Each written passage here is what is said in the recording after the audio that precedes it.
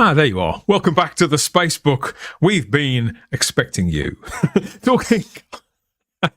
Get that one out of the way. Talking all out there entertainment and live streaming it right to you on YouTube and over on X and Facebook and Rumble too. All will be revealed, debated and debagged here on our 100% real-time live stream. It's Saturday, the 5th of October 2024, and if that means it's James Bond Day, global James Bond Day. Global's a very James Bond word, isn't it? Yeah, and so that's in the calendar for today. Everything's got a day. I'm Dan Hadley, Birmingham's King of the Geeks. I've got a birthday that'll have to do, and this is where we're going to get stuck into not just that and him, Agent 007, but lots more besides, all for your eyes and ears and whichever other senses are still in working order on a Saturday evening or whenever it is you're going to catch up with this show, because we do find, we are getting by the week, every time we do this, more and more people are finding the show in the week. Great to have you aboard. There's a lot to talk about.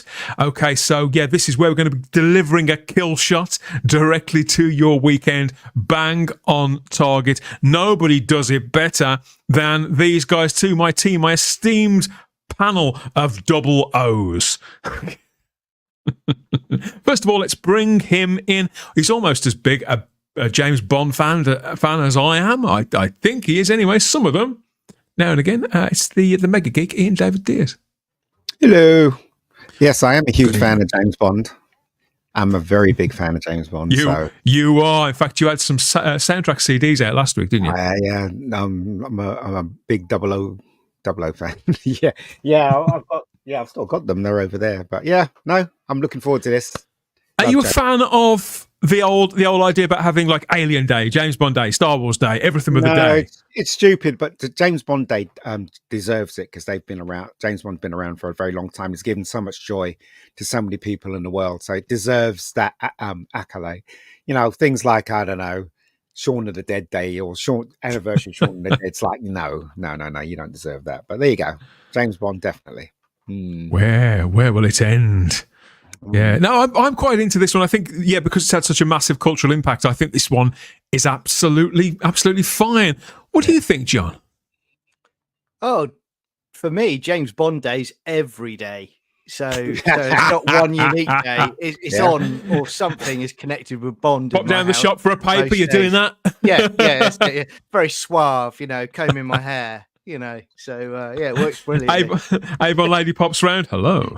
Yeah, exactly. Yeah, I've got the old watch with the magnet ready to roll. Yeah. Oh dear, good to have you back, mate. How have you been? Thanks. Yeah, good. Thanks. Yeah. It's been a good week. How are you guys? You all right?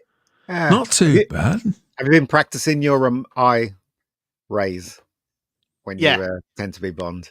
Yeah, I am. Eye raise. Just trying to practice drinking lots of vodka martinis, but I keep passing out. You know what, right? I have actually drank a vodka martini, shaken not stirred, and it's bloody horrible, let me tell you. Yeah. I've had one as well. I didn't like it at all, but maybe our palates aren't sophisticated enough. I think we'll have to go to the final member of the panel to see if he's ever had one and what he made of the vodka martini. What do you think, Bolstrek? If anything, Bolstrek's more like a Bond villain, isn't he? A lot of people do have him down as somewhat of a maniacal mastermind who lives in a hollowed-out volcano, but to us, it's just Chris. Hi, Shaun of the Dead Day. Honestly, it was like the anniversary of Shaun of the Dead. It's like no. Vodka martini. Yes, as y'all know, I don't drink anymore. But I used to drink. I don't drink any less either. So carry on. Sorry. Yeah, but in Niagara Falls, maybe about 15 years ago. No, about 20 years ago. At the casino, because we have our casinos there. That's our casino area. It's like Canada's Las Vegas. I did have myself some vodka martinis. I went with some friends, and we decided I was going to go lose all my money, and they were too. And I had several, maybe a little bit more than several. By that point, I could drink anything. I could drink gasoline. But yeah, it was a little tart.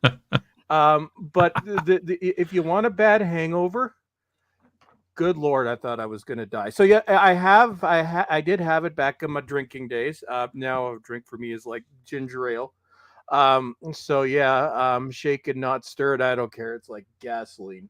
Oh yeah, and my update, I did get the shelf up, and remember last week we were talking Hey! about is it freestanding? result. So I found out when I opened it, I'm like, no, it was not freestanding.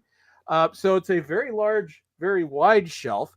Try getting that assembled by yourself while it's flopping all over the place and getting this thing bolted into the wall, which I did. I meant to send you guys a picture. But Yeah, so we have to have a picture for yeah. next time. This was your very elaborate, wasn't it? Absolutely. Sort of designer storage facility for 600 Blu-rays, wasn't it? 500 DVD. Yeah, Take all this. 36. So I could tell you who won my contest. So yeah, it ended up Scream Factory is my biggest boutique collection. So their Scream Factory is more than half that shelf, including I don't have anything that's in other sections like Hammer Horror or franchises or my box sets, but I've got that in there, and then I fill out the rest. Yeah. I got Vinegar Syndrome, Severin, and Kino Lorber. I'm thinking if I want to do this to myself again, getting a second of these and making my Arrow video collection sort of the centerpiece of that. But I was quite proud of myself, and there was lots of swearing, many bad words, because at one point the whole thing almost toppled over on my head, broke in half. I managed to save it. So that's my excitement. But so for James Bond, I would call myself more of a casual James Bond fan. I got into it in the 90s with Pierce Brosnan. Although my father is one of the biggest James Bond fans you will ever meet. He saw every James Bond except for the most recent one in the theater, including the first one, which he was 15.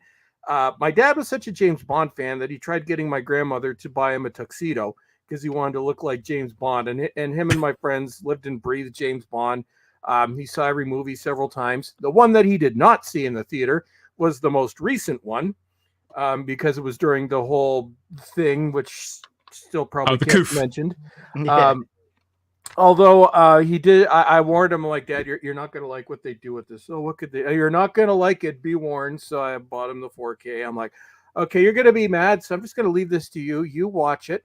And then after he watched it, I heard what he thought. Dad was not happy. But yeah, so James Bond Day. Yeah. So hello, everyone. You'd think that if there's a James Bond Day, how close are we to a Nightmare on Elm Street Day? Maybe one just for Freddy Krueger, for example. There's already one for Jason. You could say he's got Halloween.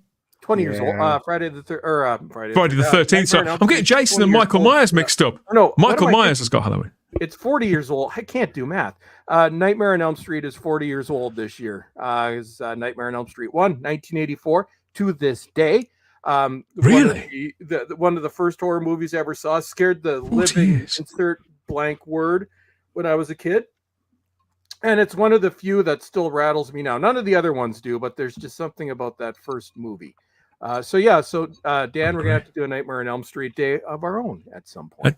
I think we'll have to make it happen. If they're not going to do it, we'll have to anyway. I'm not a horror fan, but Nightmare on Elm Street does terrify me. I mean, in the 80s, going in the video store where I live, and just that cardboard cutout was enough to scare me, the life-size one.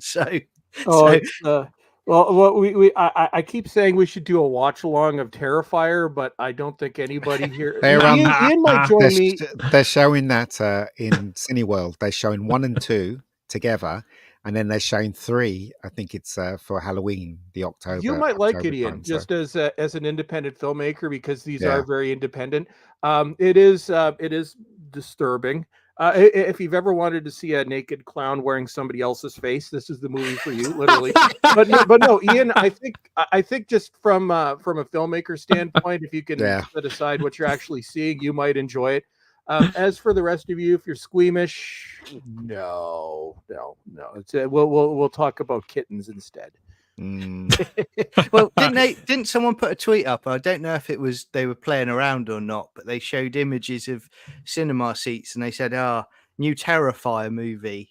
And they put sick bags on the seats for them as well. that happened, dude. You actually have to see this movie because you'll be asking You're not yourself, seeing- how did they You're not put this seen on screen? Substance, Chris. Have you Say not what? seen Have you not seen Substance?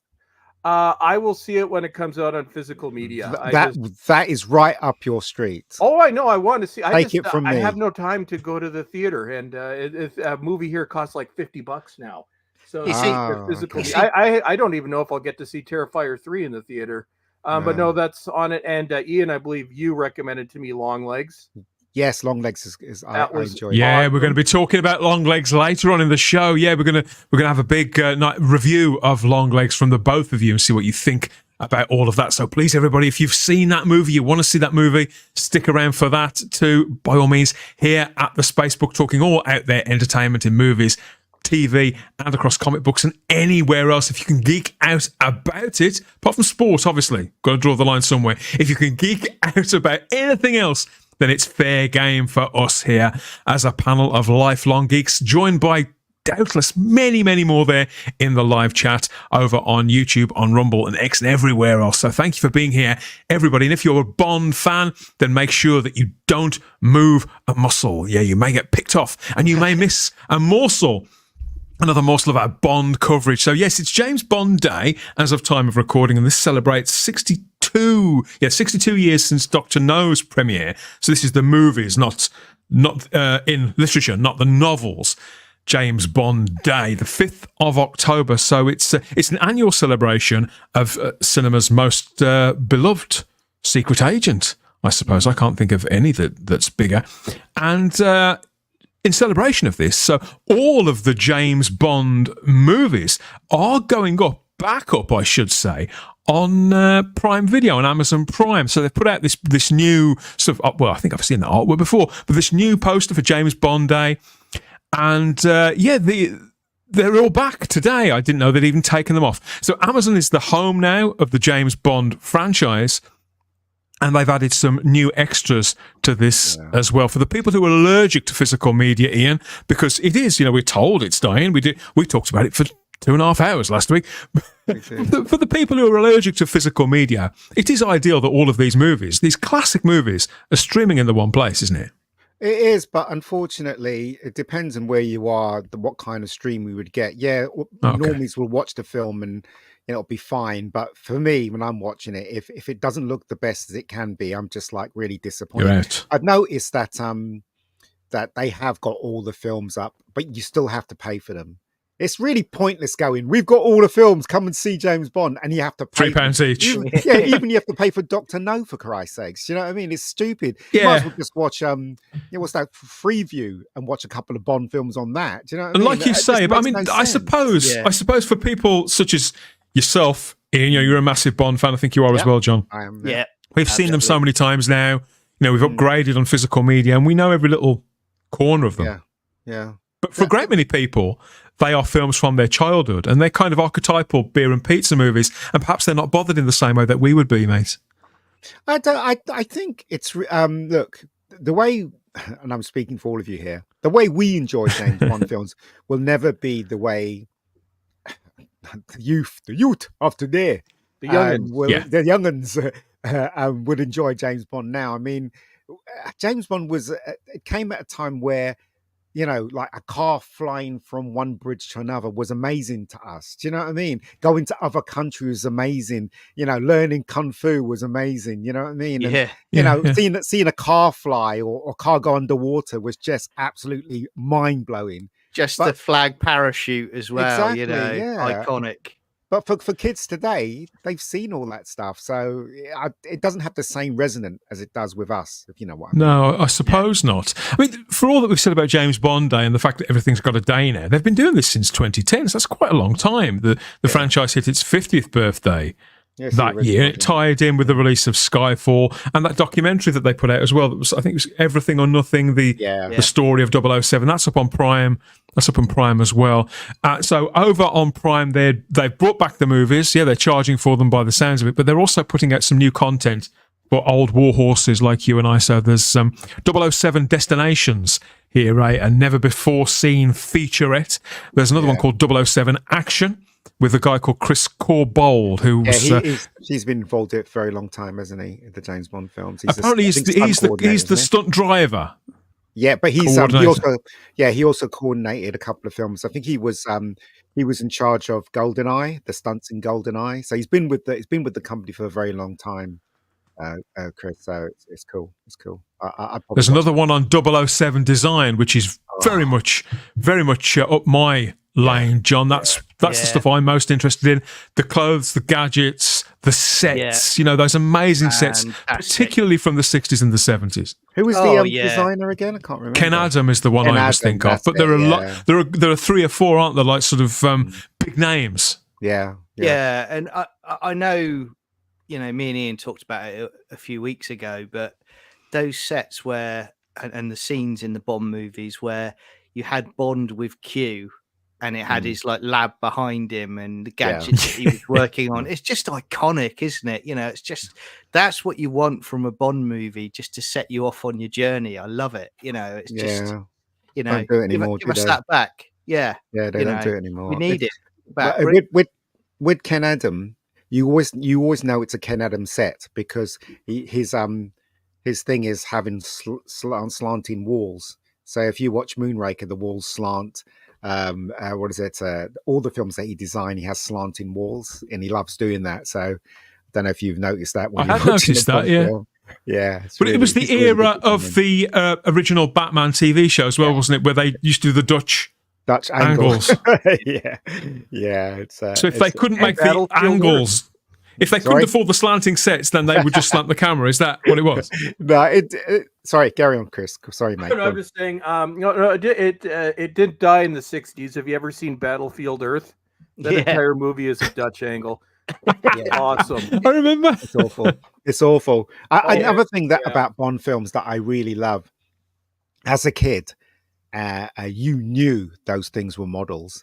So, like the Moonraker, you wanted an Airfix model of the Moonraker, the car that goes underwater. You wanted, they sold toys as well as advertising British Airways or Seiko watches. You know what I mean? So, it was, the product placement was great, wasn't it? Even as a kid, you sort of like, you see a Sprite poster on the wall or something, on the tram set, and, the watches, like you say, a Casio, and it's great, just if I could go back to those times, I'd be very happy. I think what it is, right, for me and John, I'm obviously speaking for John, was the Roger Moore era. The Roger Moore James Bond was for the family.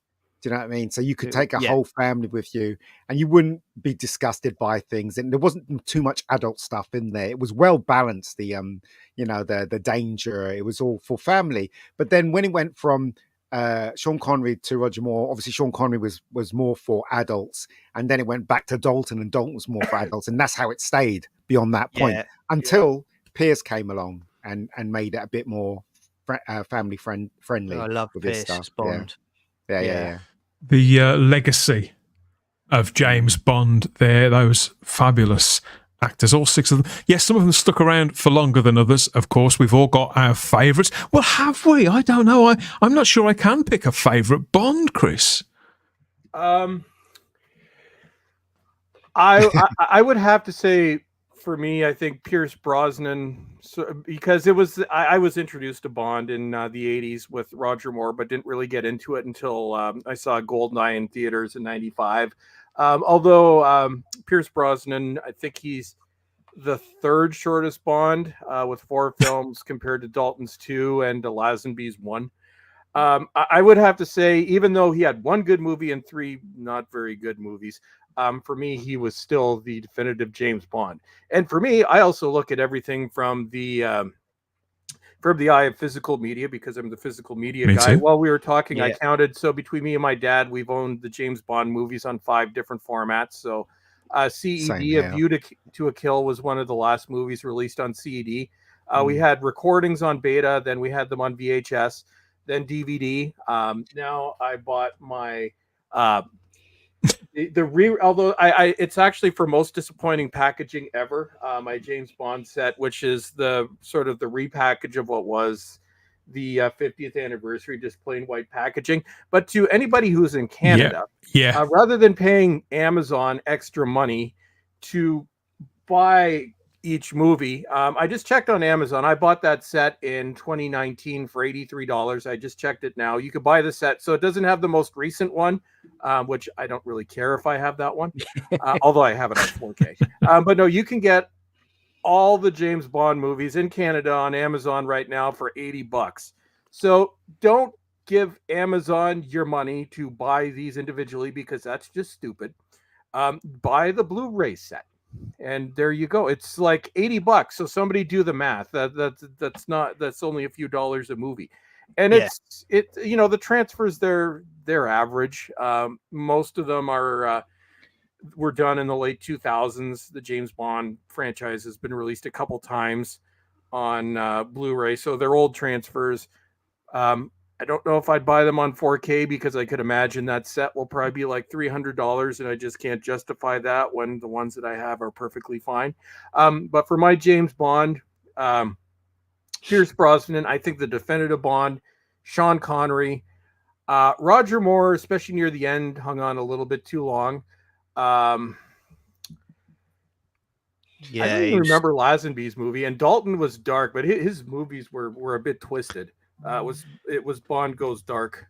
See, when I start rationalizing it like that and breaking them all down, I end up arguing with myself, really, and remembering how I felt when I was a kid. I first found the Roger Moore Bond, very much grew up with him, then discovered the Sean Connery. I thought, he's playing the same guy. How's that work? And, and I come to love his movies. Then Dalton was introduced, and it was ridiculously exciting. And then Brosnan. So I find this harder than with Doctor Who and a lot of other things, which have been in my life for longer. There's something about this film series. I think it's because each of the Bonds is tied to a specific time in real world history as well as movie history. Yeah. And so they seem of their time, Ian. So it's a question I never feel pressurized to answer, even though I've just put it on a couple of you. I can literally say what the best Bond films of these characters are. Roger Moore with Spy Love Me.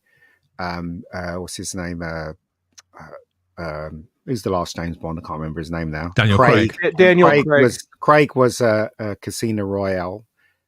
Sean Connery was Goldfinger. Agreed. Who was after him?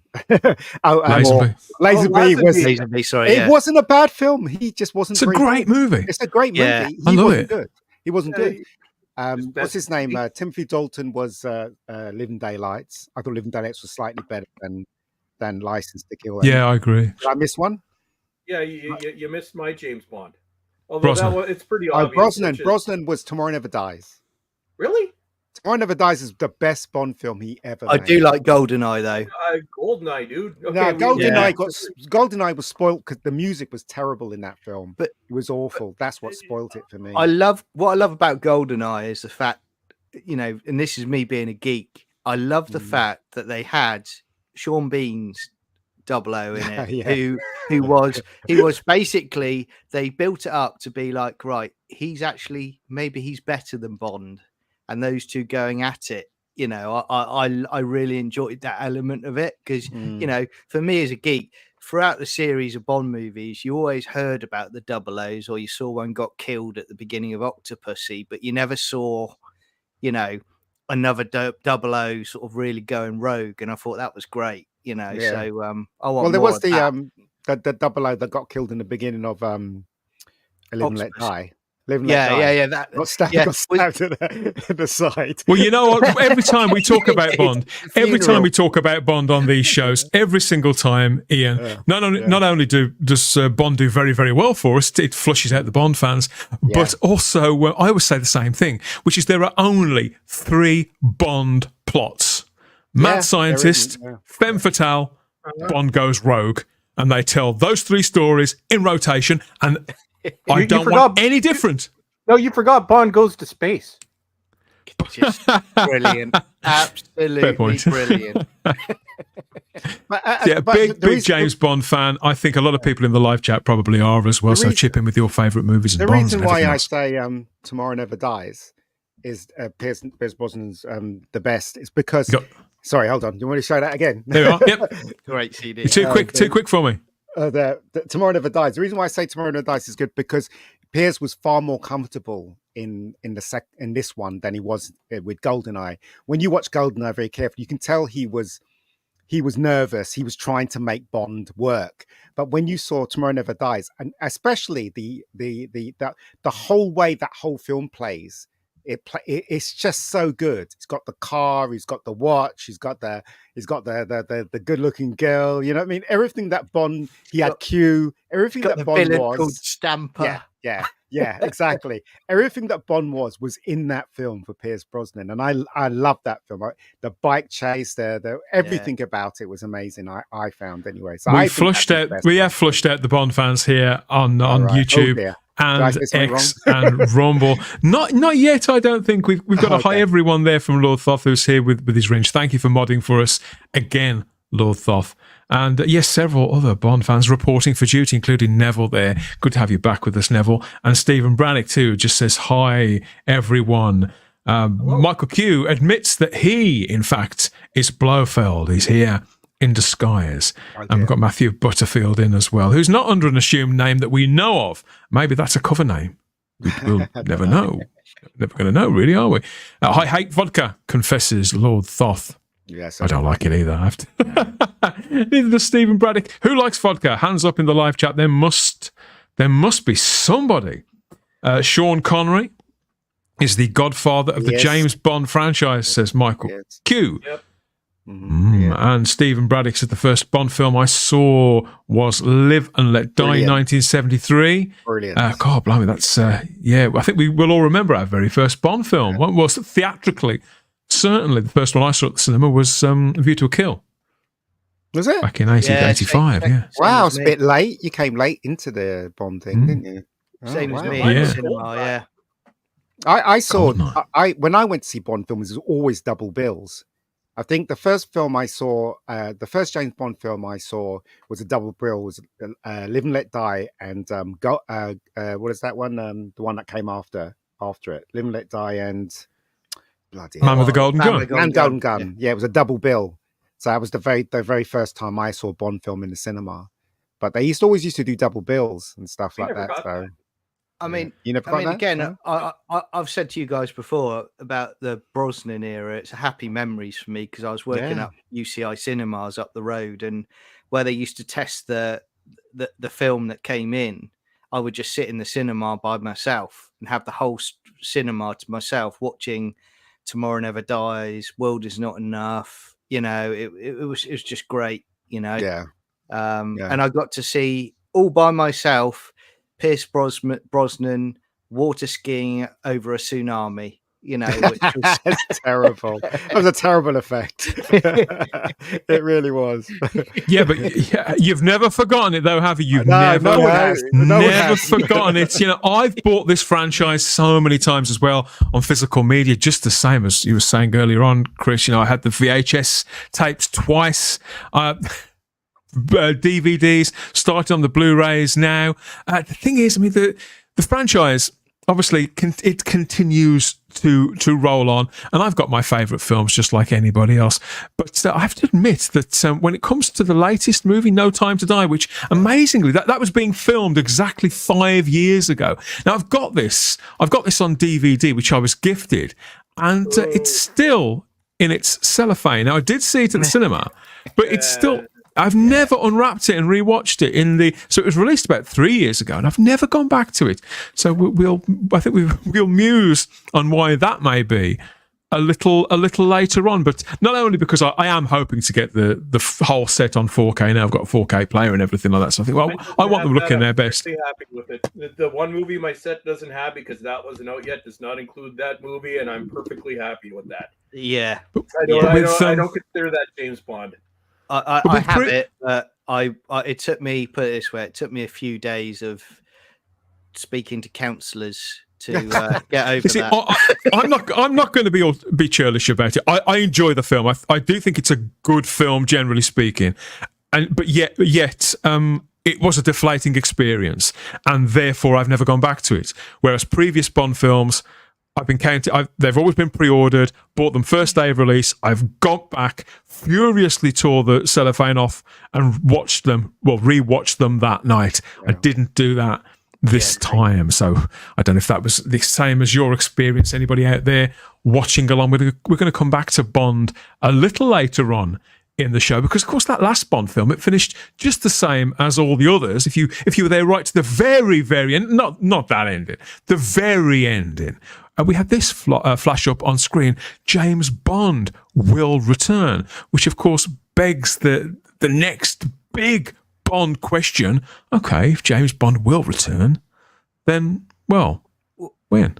When's that going to be? We're going to answer that question, or maybe we're going to have a good stab at it a little later on in the show. And whilst we talk about all the other things we're going to get stuck into, you mull that over too and give us your best answers about when you think James Bond will return to the big screen.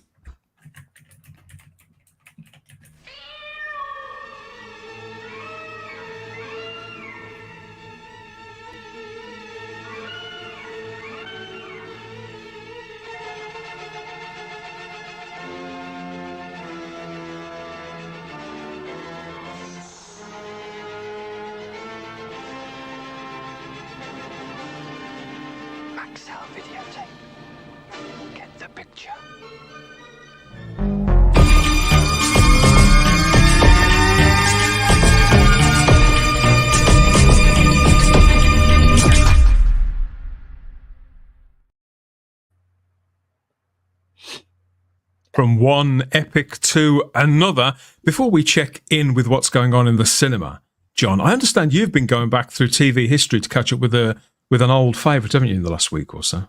Oh, yeah. So, look, I've done my obsession with Columbo recently, and, I'm still hammering that one. I've now added to it, and I've gone back to the original Battlestar Galactica. And 70s one.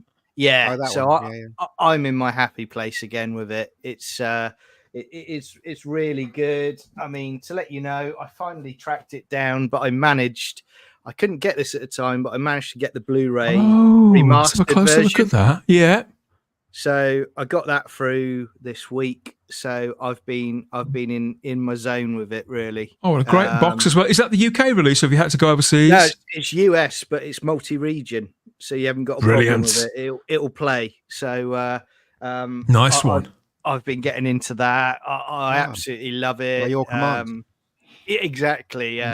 Bolter. It's just great sci-fi, and those Vipers, I want one. Every time I see that Viper appear, I want a Viper. Give me a Viper. That was the thing, John.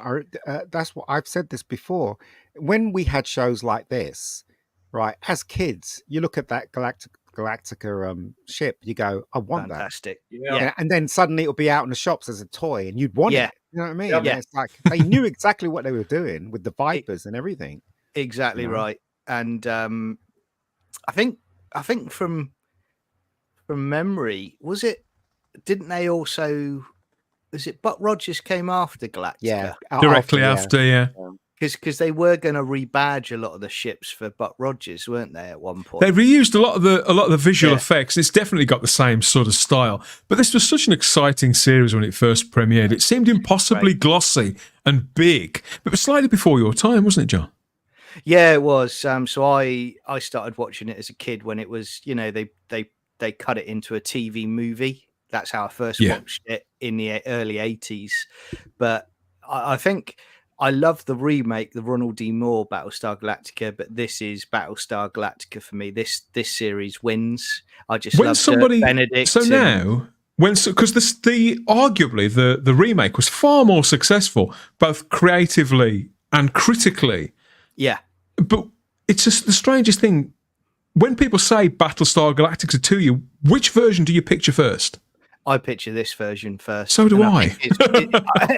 And I think it's just because in my mind's eye, it's the one I began with. So it's sort of burnt in.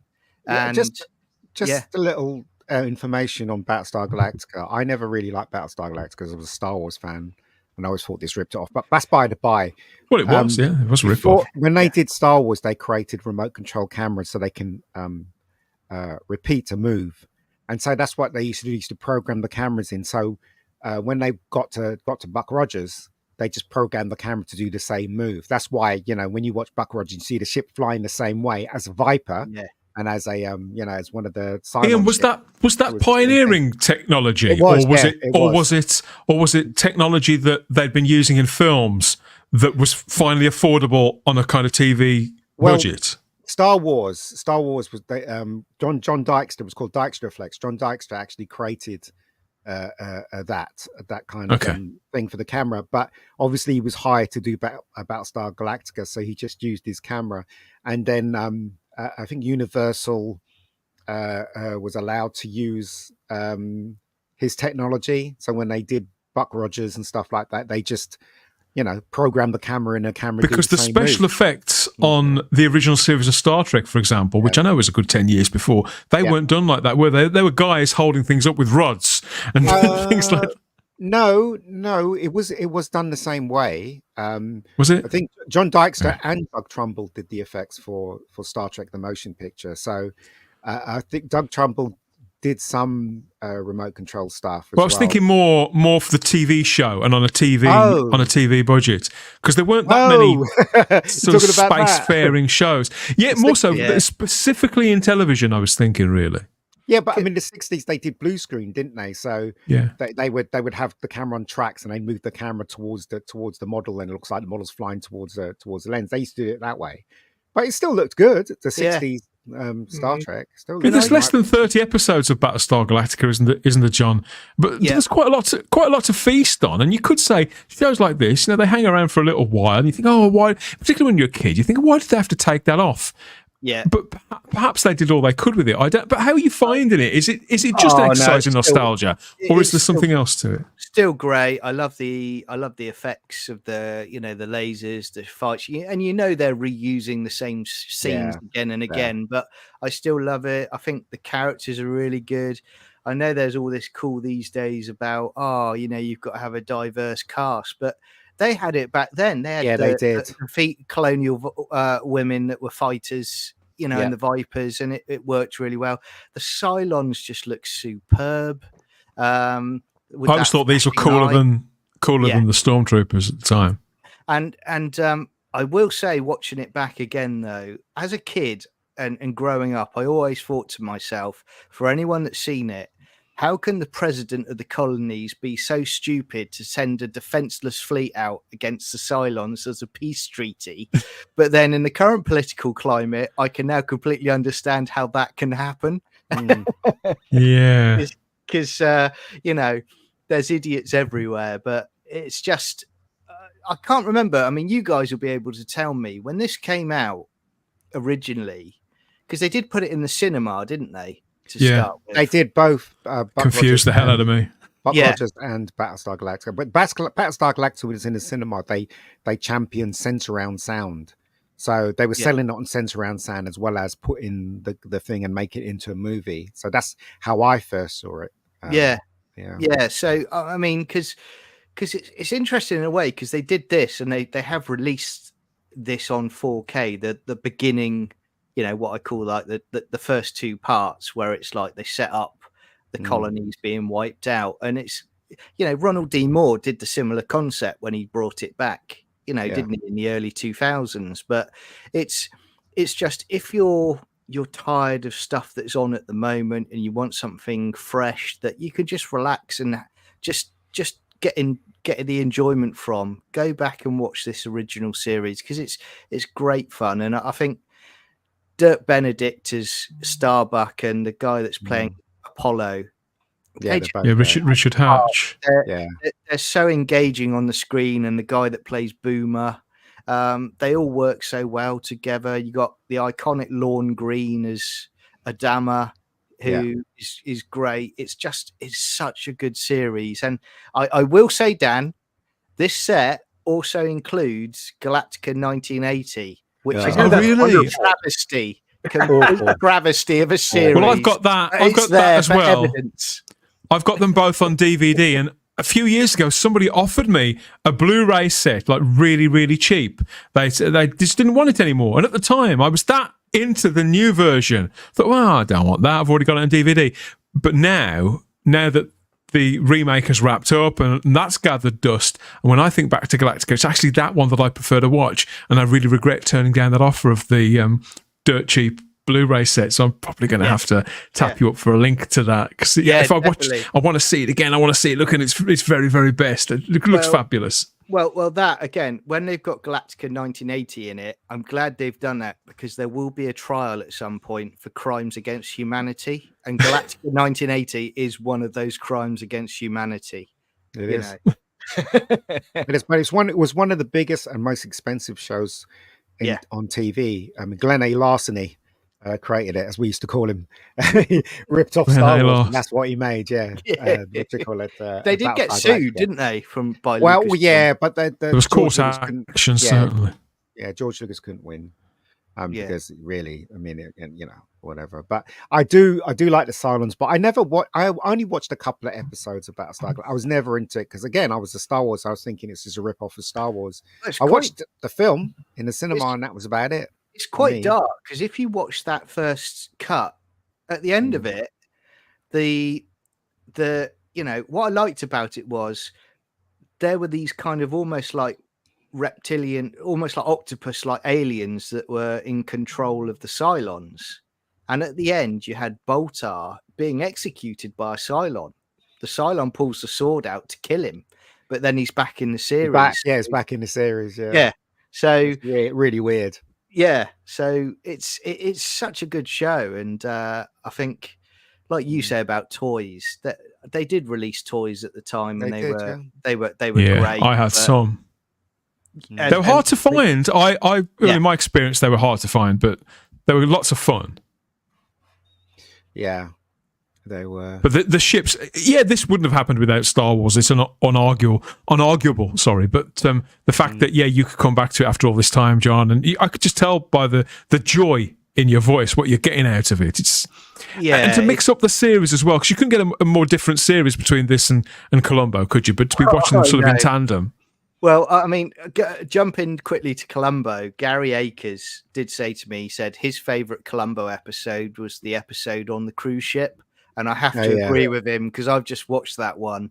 You haven't seen all of them yet. How could you say that's the best one? Okay, today. And I love it because it's got an all-star cast on that one. It's got Patrick McNee, and it's got Robert Vaughn on there as well. And but Al from Quantum Leap.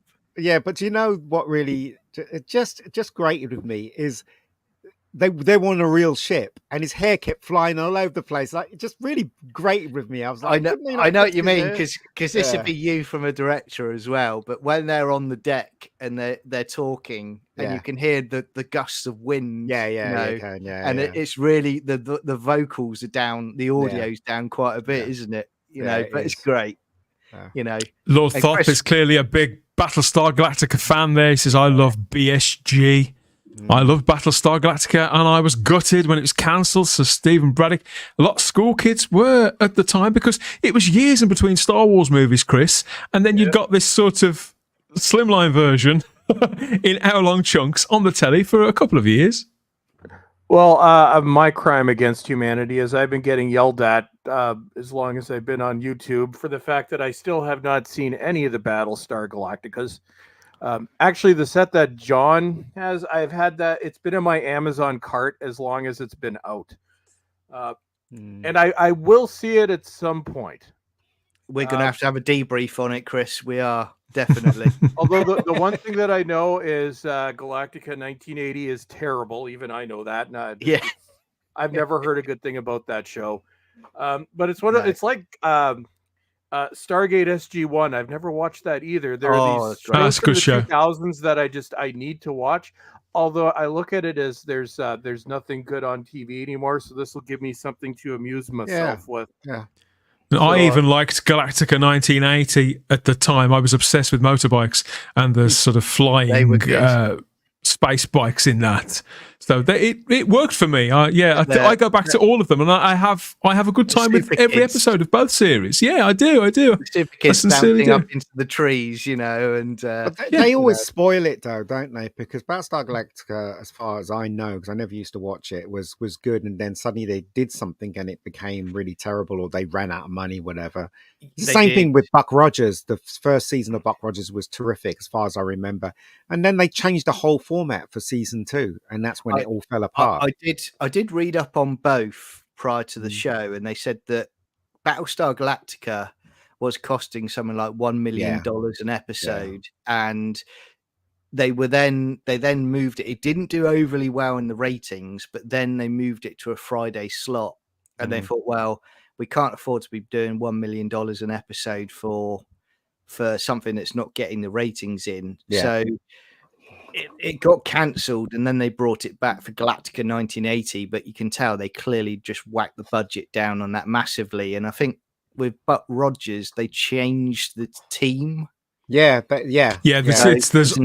very involved, everything that went on both shows. I mean, the way I believe you should watch these is simply take them for what they are in that 50 minutes. We look at modern television now and how involved it all is. And lots of people in the live chat, people prefer the remake of Galactica, and generally speaking, that is the more popular opinion. And I can see why. I think it's a good quality series, but it's incredibly involved.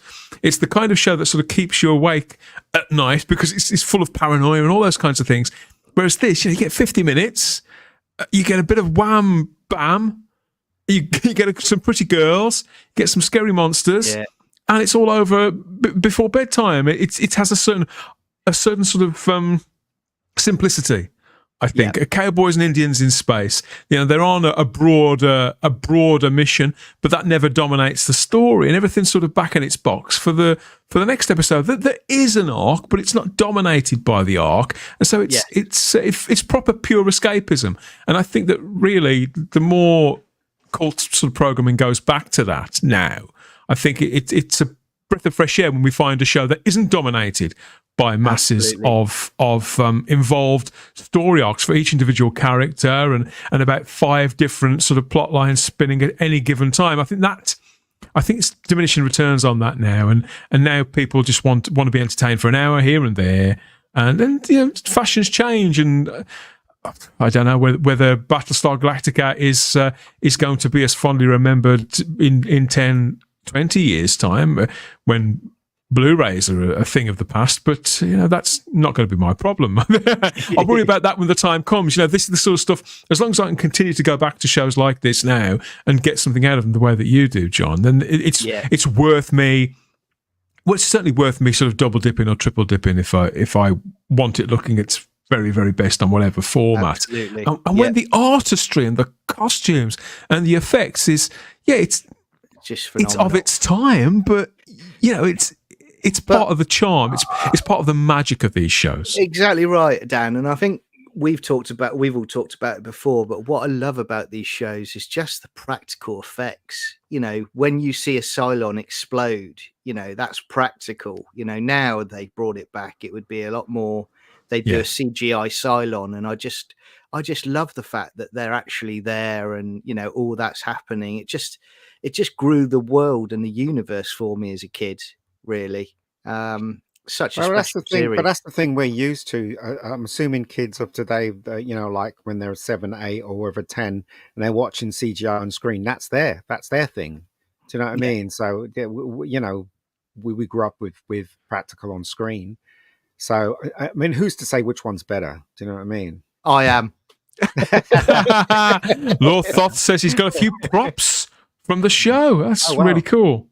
Yeah. Am I mistaken? Did they have something linked with Egypt? Because their helmets were like Egyptology was tied into it from the very outset. Gotcha. They were the lost colony, right? So they were trying to find Earth, right? So that was where Dan was saying about it's so simple, is the fact that the only thing that they had to do in that series was find Earth and survive. That was it.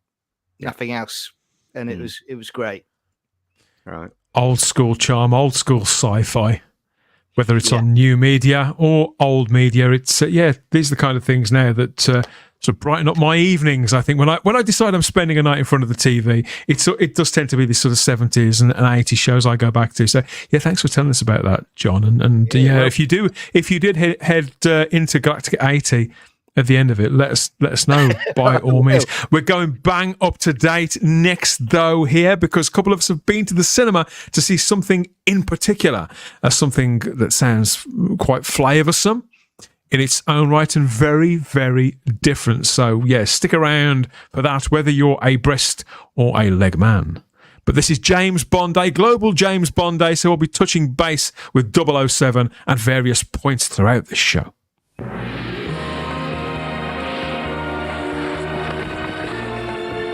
Come to my chalet, I give you Christmas surprises. A fine bird and a good stuffing. Perfect. You certainly know how to satisfy a man. Wait till you see what's in my stockings.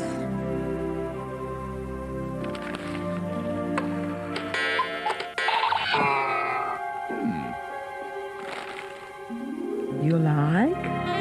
Most impressive. And now I have something for you. We appear to have finished all the champagne. With more food, gifts and decorations this year, Tesco have made Christmas easier, so you'll have more time to relax. Oh, Roger. Tesco. Every little helps.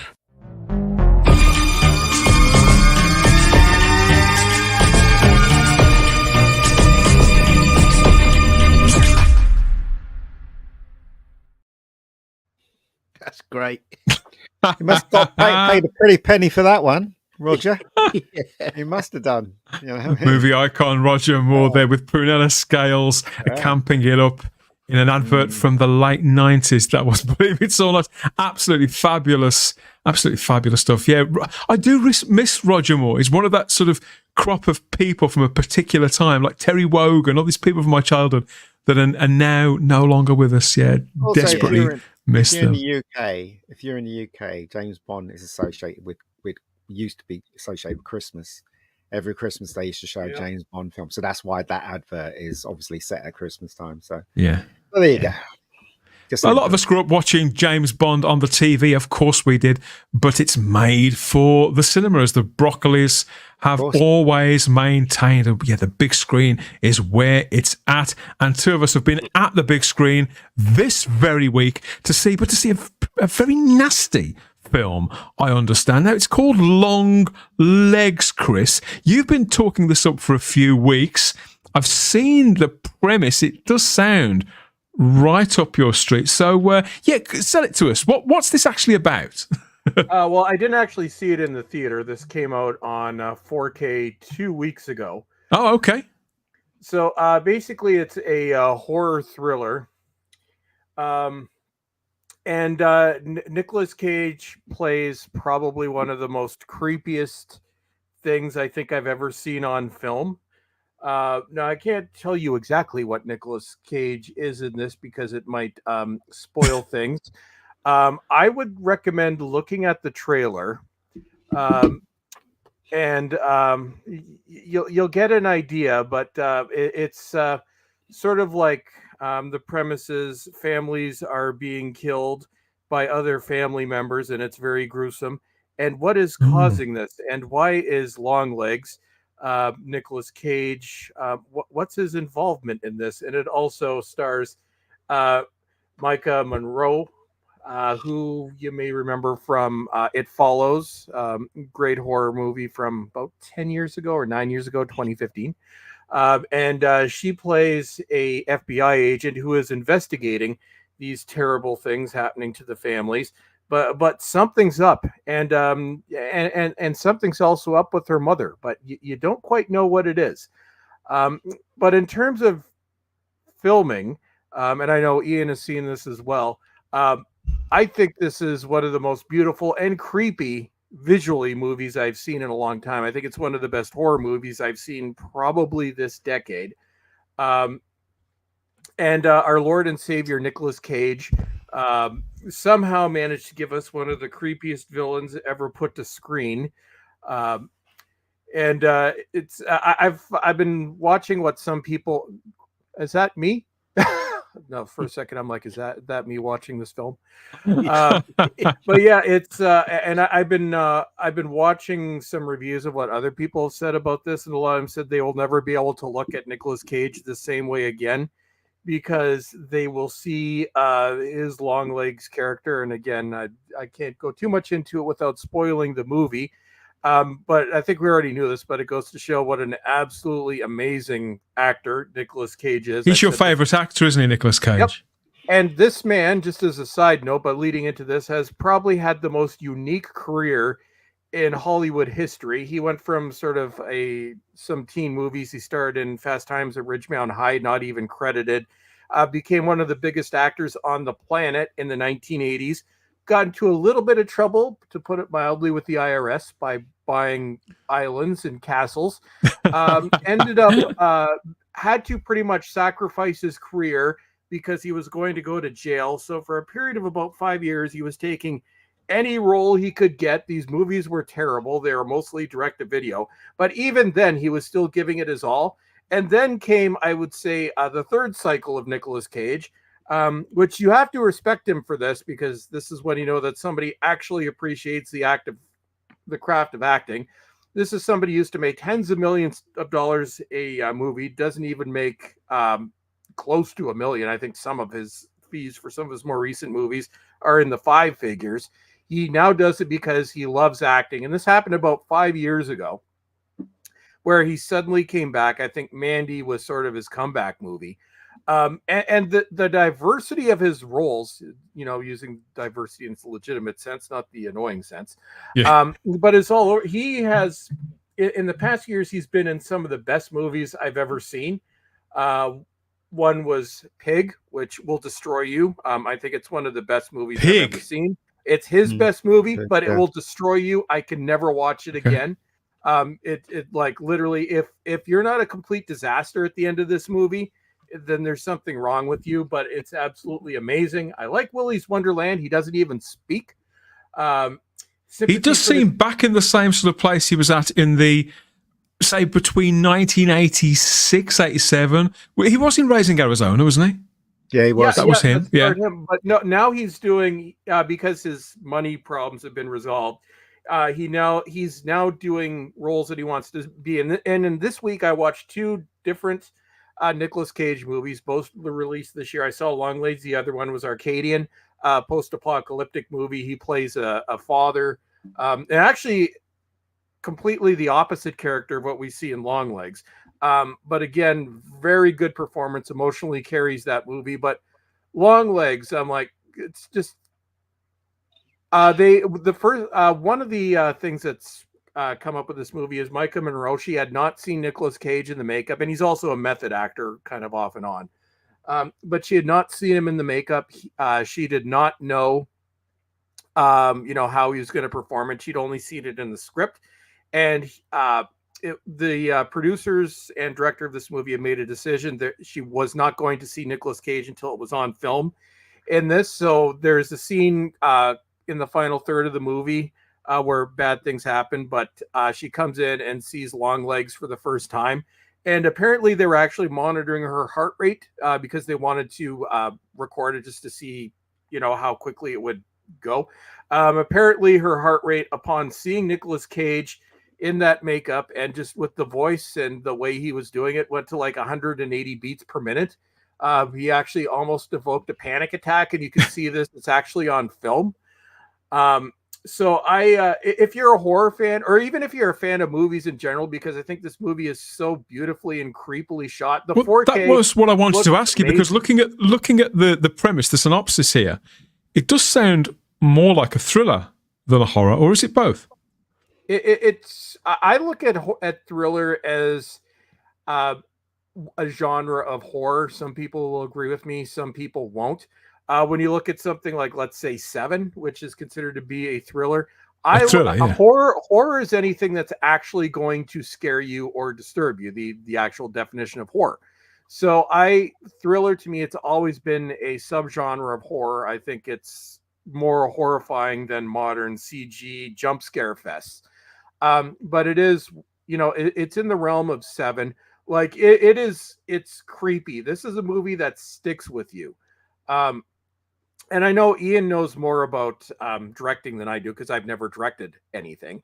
But I just find like the whole way through, like just the way this film is shot just evokes a sense of absolute terror.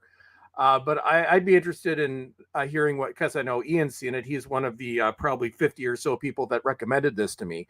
But Ian, from a director's standpoint, what did you think of this film? I did enjoy it. I just thought the film's was unsatisfying. The ending was unsatisfying for me personally.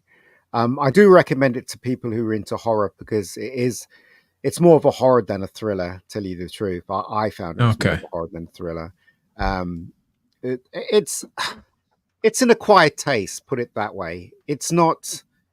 If you're expecting something like a Blumhouse production, this isn't a Blumhouse production, is it? Oh, this is a million times better than right. If you're anything Blumhouse has expecting, put out. yeah, if you're expecting something like that, because that has a style and a tone to it, you're not going to get it.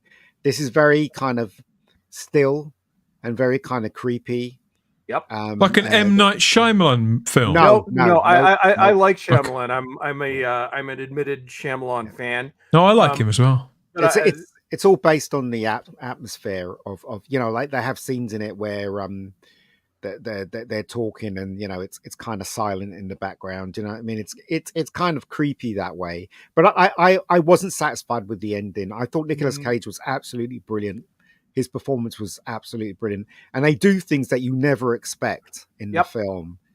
Ever. You never expect it at all. So with those kind of things in there, I do think it's a good film, but I was very disappointed with the explanation because to me it didn't make any sense. But I could see that. Yeah, but it's good. I recommend it. I recommend it definitely. And we can't say what the end is because it will spoil it. Exactly. But the and this is most reviewers have criticized it for this as well.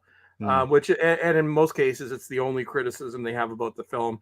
I don't want to reveal the end, but a lot of this is just too coincidental, I guess. Ian, I agree. I suppose with a lot of horrors and thrillers, come to think of it, horror thrillers, you mentioned Seven a moment ago. It's all very much about a lot of that film, you could say with hindsight, is taking you to a very specific place and a certain thing that happens. Spoiler for the 30-year-old film. And so, whilst I'm not the kind, I don't believe in harping on about endings and things like. I think if you've enjoyed a general experience, but you found the end it didn't quite work, then whatever, But in the case of this particular genre, I'm completely on board with what Ian says. If something doesn't land, it's kind of ruined your whole night. It's not really, not in this case. No, it's like eating a piece of chicken. And you're enjoying it, and then suddenly a bone scratches your cheek. That's what it's like. It's like homeless chicken. Bollocks. But you throw away. But this goes into what I've. How said are you about, eating these days, mate? I don't know. Chris?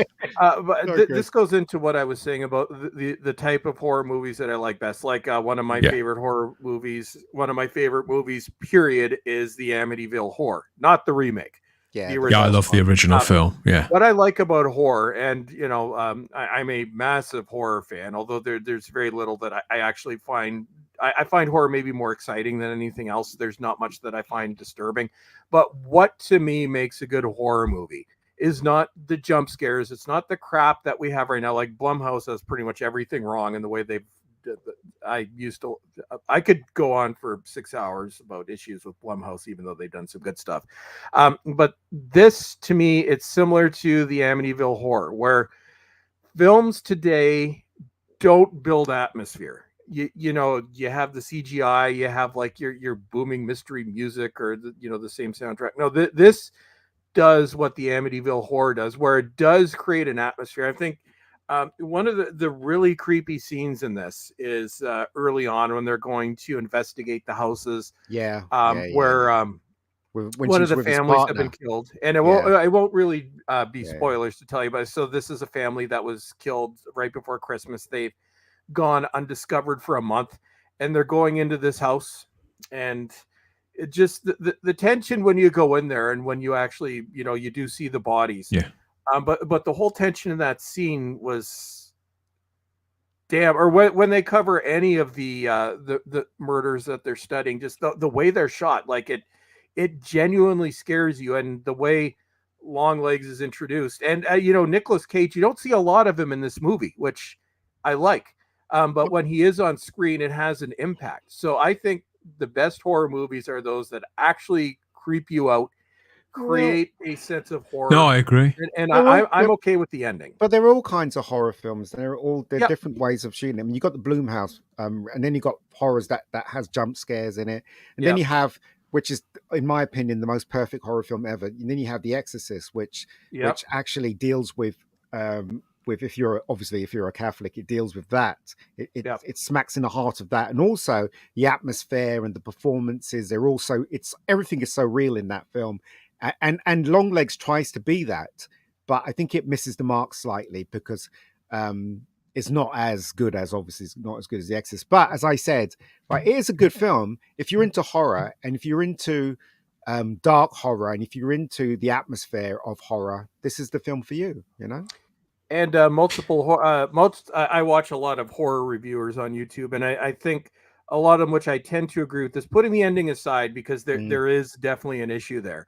Yeah. But I tend to agree that putting that aside, the movie itself, the way it's constructed, the feeling it evokes, this is one of the best horror movies of at least the last 10 years.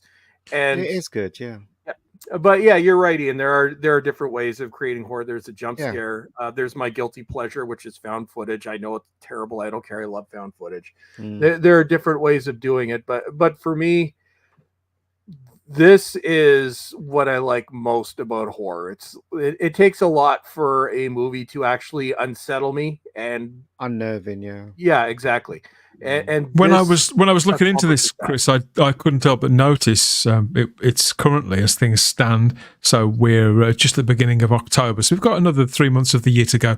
But this is the highest grossing independent film of 2024 so far. That's good. Yeah, and good. It's and I think this, I have to look, but I think this is one of Nicolas Cage's budget per box office. I think maybe since his golden days, I think this was under 10 million. I know in the box office, I know it made well over 100 million, which for a movie like this is impressive. And I guess it's made up for Renfield, which is a great movie, but was destroyed by Aquafina and the fact that nobody wanted to watch it. But no, actually, Renfield is another brilliant Nicolas Cage performance. Do you know what though? What they do with Nicolas Cage, they in the beginning they don't show you him. You hear the voice, but you're not quite sure if it's Nicolas Cage. You suspect it's Nicolas Cage, but they don't show you. There's only one bit where you see him fully in this film, and what you see is kind of very, very unnerving, and his performance matches what you see him as. So it's such a great atmospheric film. But unlike something like Seven, who had a beginning, a middle, and the end, and you can follow it, this one, I think it lost at the end, in my opinion. You know what I mean? But again, right? Don't listen to my negative point. Go and see it because I recommend it, because it is worth your time. It is very unnerving. If you're into unnerving horror films, this is up your street. I recommend it. This does sound like the kind of thing that I would see. I mean, we joke a little about Terrifier and things like that. And if I put my big boys trousers on, John, I can watch something like that. But when these films, when I hear the guys talk about this, I pitch it that way. The flavour of it, the performances, the fact that Nicolas Cage is having a bit of a renaissance here. And I read the synopsis that I've got here, which says that FBI agent Lee Harker is assigned to an unsolved serial killer case that takes an unexpected turn, revealing evidence of the occult. Harker discovers a personal connection to the killer and must stop him before he strikes again. It's clean and it's simple. You can measure the stakes for that. I'm down for that. Sounds like an X-Files episode, the way it's written. It is kind of very similar. Yeah, very similar. Yeah, and I know I give my my physical media rating. This one, the 4K looks absolutely incredible. This is one. This is one of the best looking movies I've seen on 4K. So, if you want to see it, I'd say this is worth the extra money to get the 4K. There you go. Yeah, well, so that's a strong recommend from Chris there, from the House of Bolstrek. And I think it's a pretty reasonable recommend from you too, Ian. You know, it's worth your time. That's not faint praise. And this does have one of those holy crap scenes. Ian might know what I'm referring to. Yes, it does involve Nicolas Cage. Yes. I'm not going to say what it is, but it's what's the Toni Collette movie? I can't remember the why is it escaping me now? Ari What is that? Aster's film. Sixth Sense? No. Ari Aster. His first film. The Midsummer director, just a second. Right. That film was awful. But anyway. No, Midsummer was awful, but I'm just it was awful, Michael Q in the live chat on YouTube says he's so confused. Oh dear, never mind. Vanessa Law said ghost stories are great, but she hates body maiming ones. Yeah. Well, you're not going to like this one. Put it that way. Don't go and see it then. We've got Neville says, I think Nicolas Cage is the real deal in an industry of fakes. Is that? I think that probably is fair, John, isn't it? Yeah. Nicolas Cage was interviewed once, and they were talking about acting, and he said, you know, he's come to the point where he's just going to try everything and anything in his performance. That's great. And if a director doesn't agree with it, then obviously he'll tone it down. But he's always there to learn. That's his thing. He doesn't care. He just wants to learn how to do something better. And he said he's never retiring either. That's right. right. Do this until he's dead. I mean, if you want to see one of his finest performances that he's ever given, you want to watch his interview with Terry Wogan in the early 90s. Yeah, wow. Brilliant. Second mention of Terry Wogan on this edition of the Spacebook Live. I got the movie. I don't know why I forgot that, but Hereditary.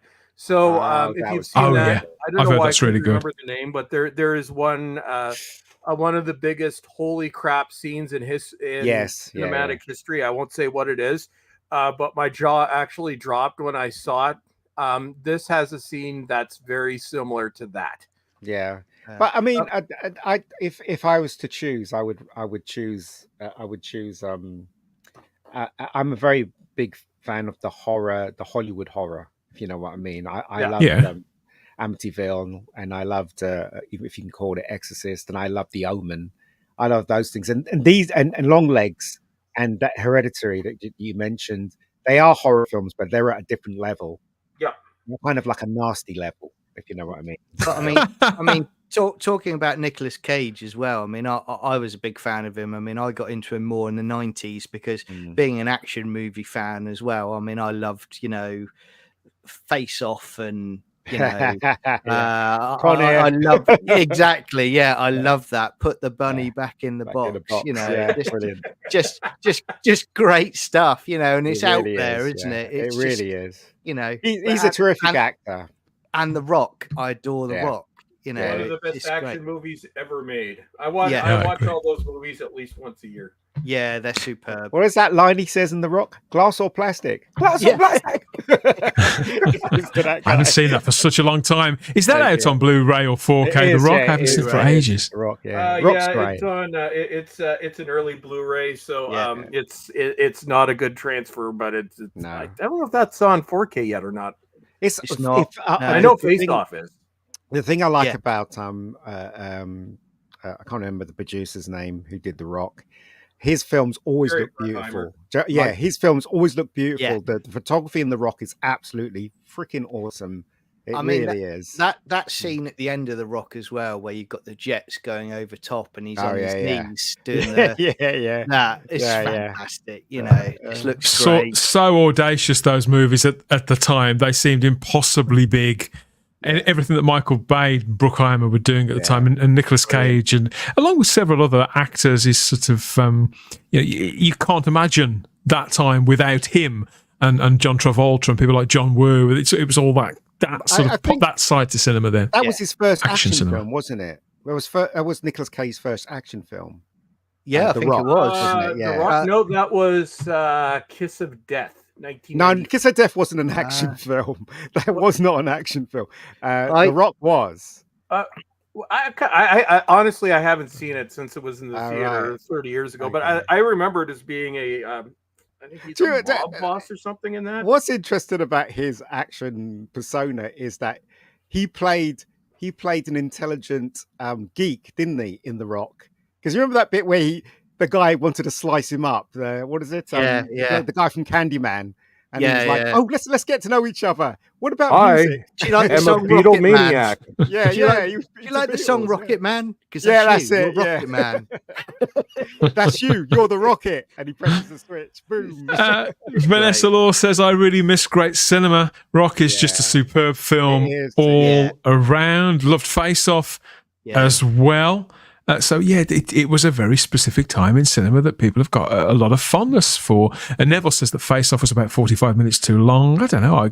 I always enjoy that when I go back to it. Yeah, and that was, what was it? Face Off was John Woo, wasn't it? Yeah, it was. Yeah, over the top. The dubs. Yeah. The dubs. Yeah.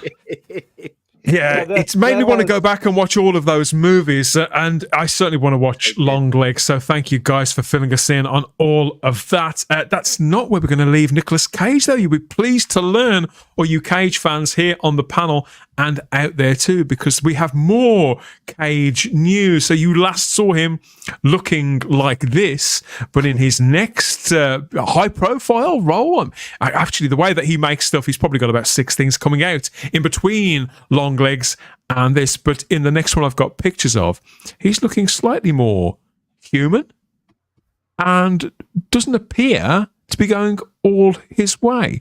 So this is something that's just started filming this week. It's called Spider Noir. It's a new live-action series from Sony Pictures Television, Amazon, MGM, and Marvel. And these are some set photos of Nicolas Cage in this long trench coat, crouching down there. These are courtesy of Just Jared, the website. And so there he's all looking very, very noir. Here he is looking at 1930s suit, and there's a newspaper there, Trill Beers. I mean, this... Obviously, there's not much to look at here, but some old school fashions, and Nicolas Cage showing another very different side to himself than we see in the images from Long Legs. But it's started filming now, and it's the premise is that it's the story of a down on his luck private investigator in 1930s New York who is forced to grapple with his past life when he was the city's one and only superhero. It's called Spider-Man Noir, and it is based on a comic book and a comic strip character. Here he is. This is Spider-Man Noir.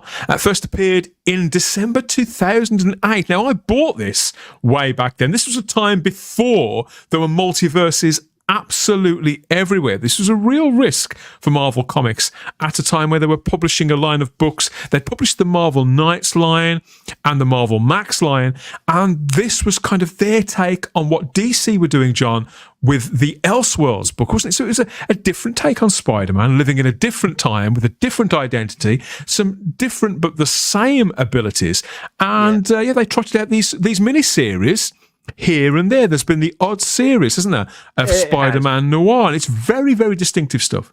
It's fantastic, and when you watch the Spider-Verse movies where there is the cameo from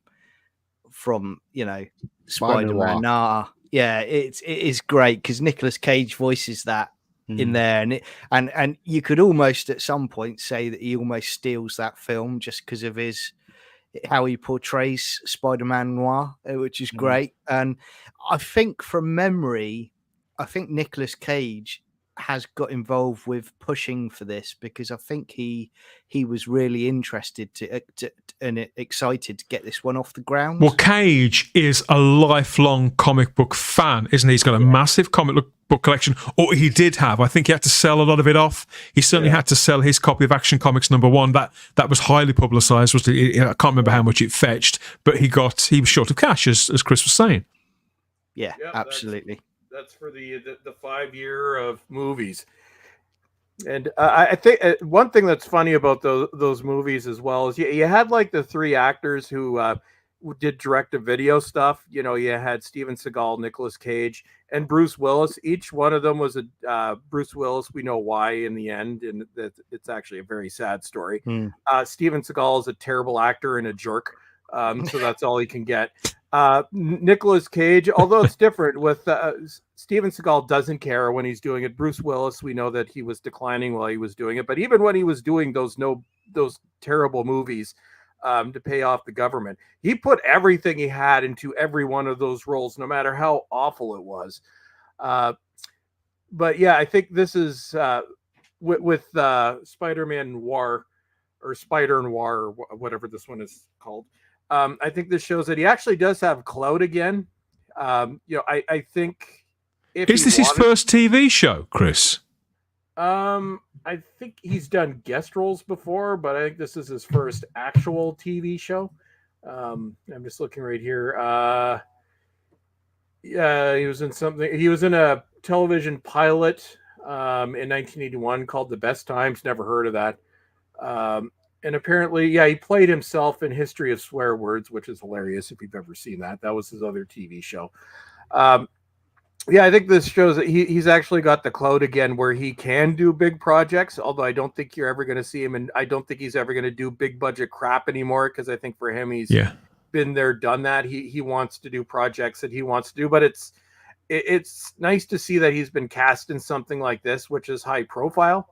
And it's MGM Plus, so even though Amazon owns MGM, I'm sure they'll make you pay something extra to watch this, which is very good. But I do wonder, was he a fan of the comic book? Because, like I say, he's a comic book collector, comic book reader, and this series is very, very well thought of. Like I said, they only do 4 issues of it every now and again. So was it that, or did he have a blast voicing the character in those 2 recent animated movies? Now, they're very successful, weren't they? Particularly the first one.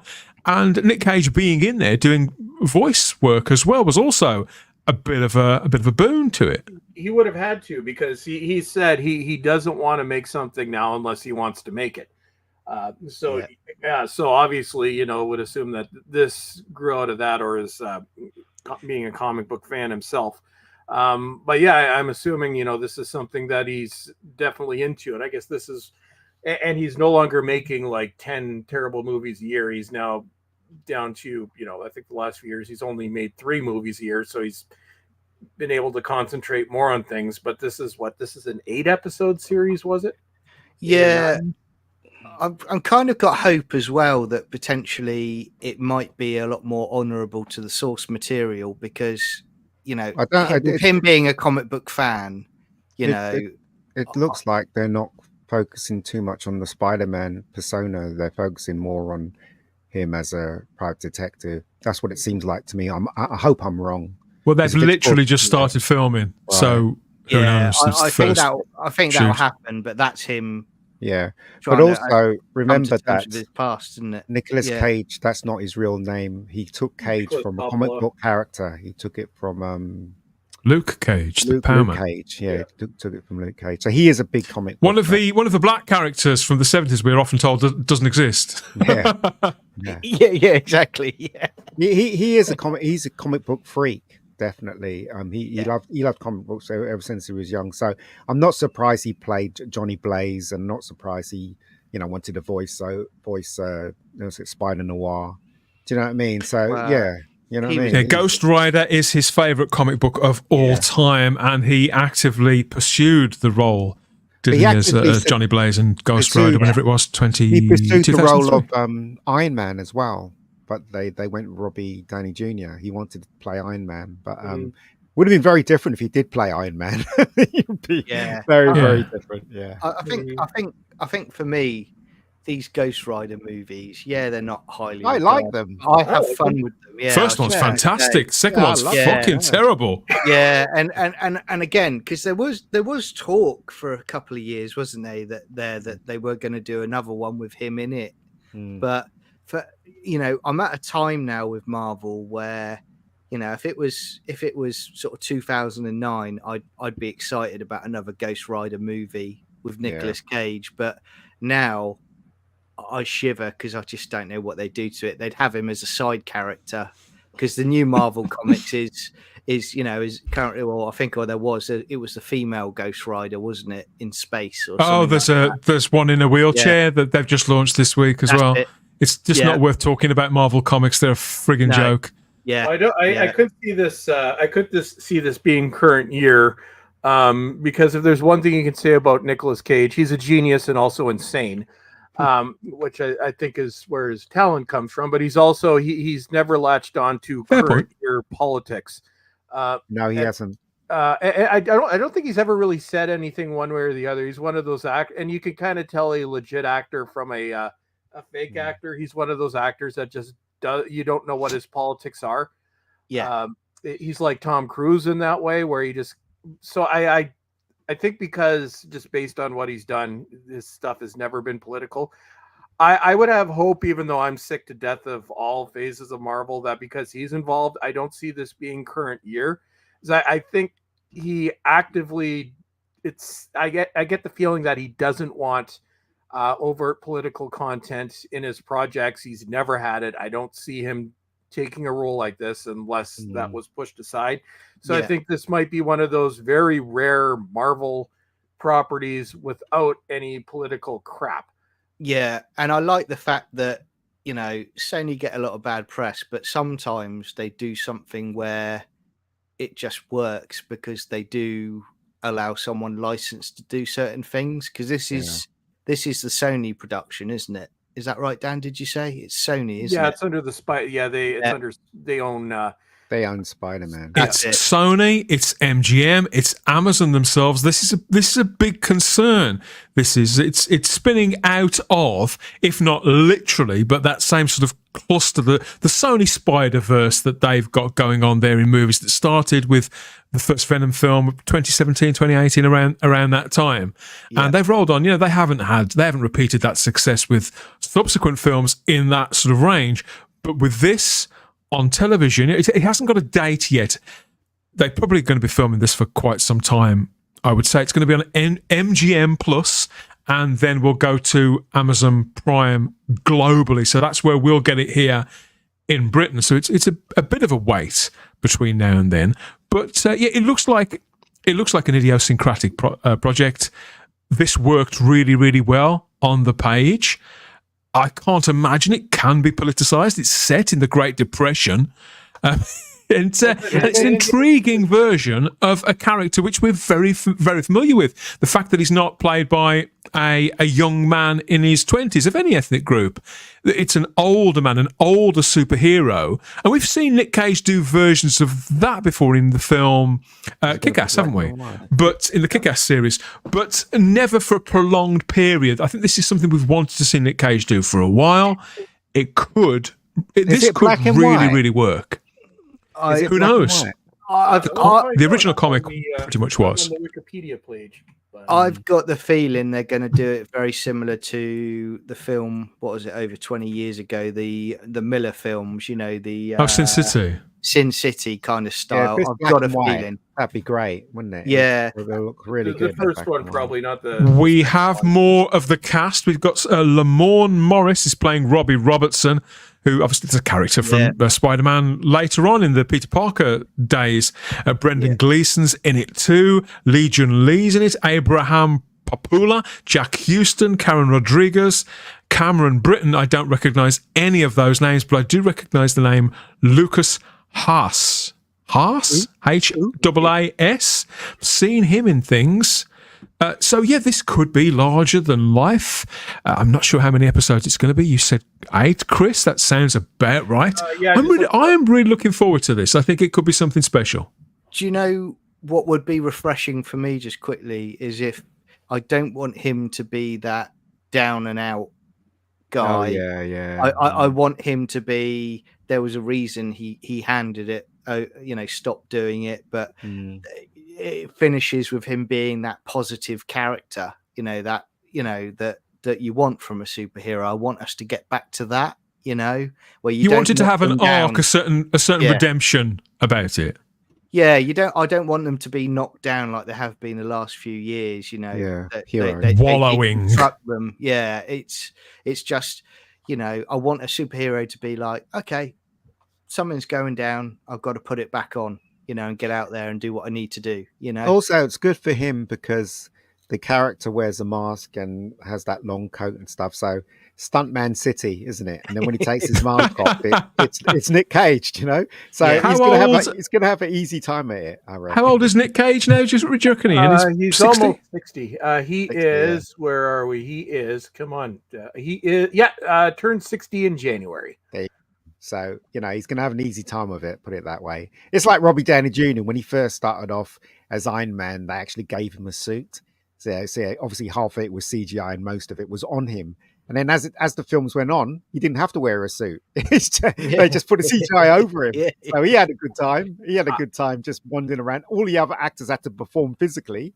But Robbie Downey just sat in a chair and they just did the CGI of Iron Man. I don't think I see. I don't think I see Nicolas Cage necessarily do. I could see him being the type of actor because he likes to be so involved in everything he does, doing like actually being the person in the suit and for only scenes, wearing the outfit. Yeah, because he's a comic book fan. He'll want to put it on. Scenes, but not for the action, running around and stuff like that. I mean, he'd be crazy to do all that stuff. Then again, it is Nick Cage we're talking about. He's no in the movie in Arcadian. He was and that was a 2024. The movie I watched yesterday. He's doing a lot of running around and stuff, and it's actually him in that movie. So I think. He's 60, but he seems to be. He's like Tom Cruise. He's a young 60. He's probably in better shape than most of us. And in my opinion, the most craziest performance he's ever done in a movie was a film called Vampire's Kiss. I don't know if you guys ever saw it. He was absolutely shit bonkers in that film. Totally, 100%. I never misfiled, not one time. Honestly, if you've not seen Vampire's Kiss, I recommend it. I don't think I have. I'll have to look it up.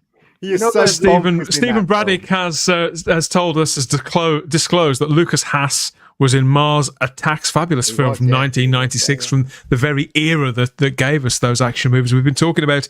And Darren M speculates that this could be a superhero take on Foyle's War, the British show that starred Michael Kitchen on ITV. Was that about 15, 20 years ago? Maybe. Gosh, please, I feel so old when you say things like that. 20 years ago, 50 years ago. I know. Horrible. So that's Spider-Man Noir, the hit comic book series, very well thought of. Still collected editions of that are out there. You can find it in your local comic book store.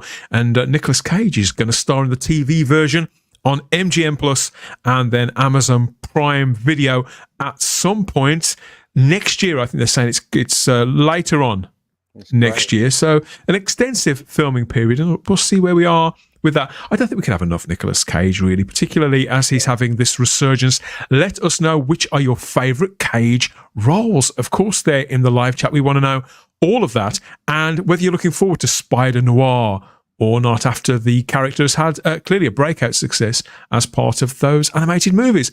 Let us know what you think. As the spokesman for Schweppes soft drinks, I feel a great responsibility to the beverage drinking public. Responsibility that compels me to speak out against unnecessary violence in the cinema. So, despite threats of retaliation from the producers, I must give you this warning.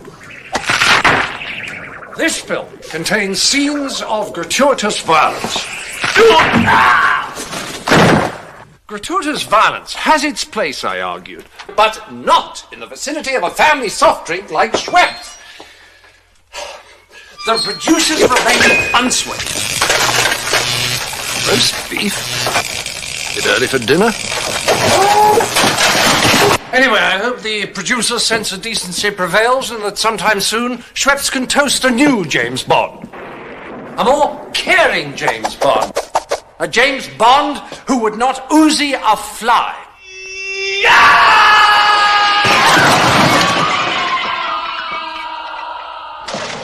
Somebody could have tripped over that. The producers pointed out that a pacifist James Bond might not attract so large an audience. But I pointed out that one must always remember the phrase that Hollywood was built on. Money isn't everything. So, on behalf of the makers of Schweppes tonic water and classic soft drinks, all I have to say is, let's hear it for peace, tranquility, and the love of our fellow person.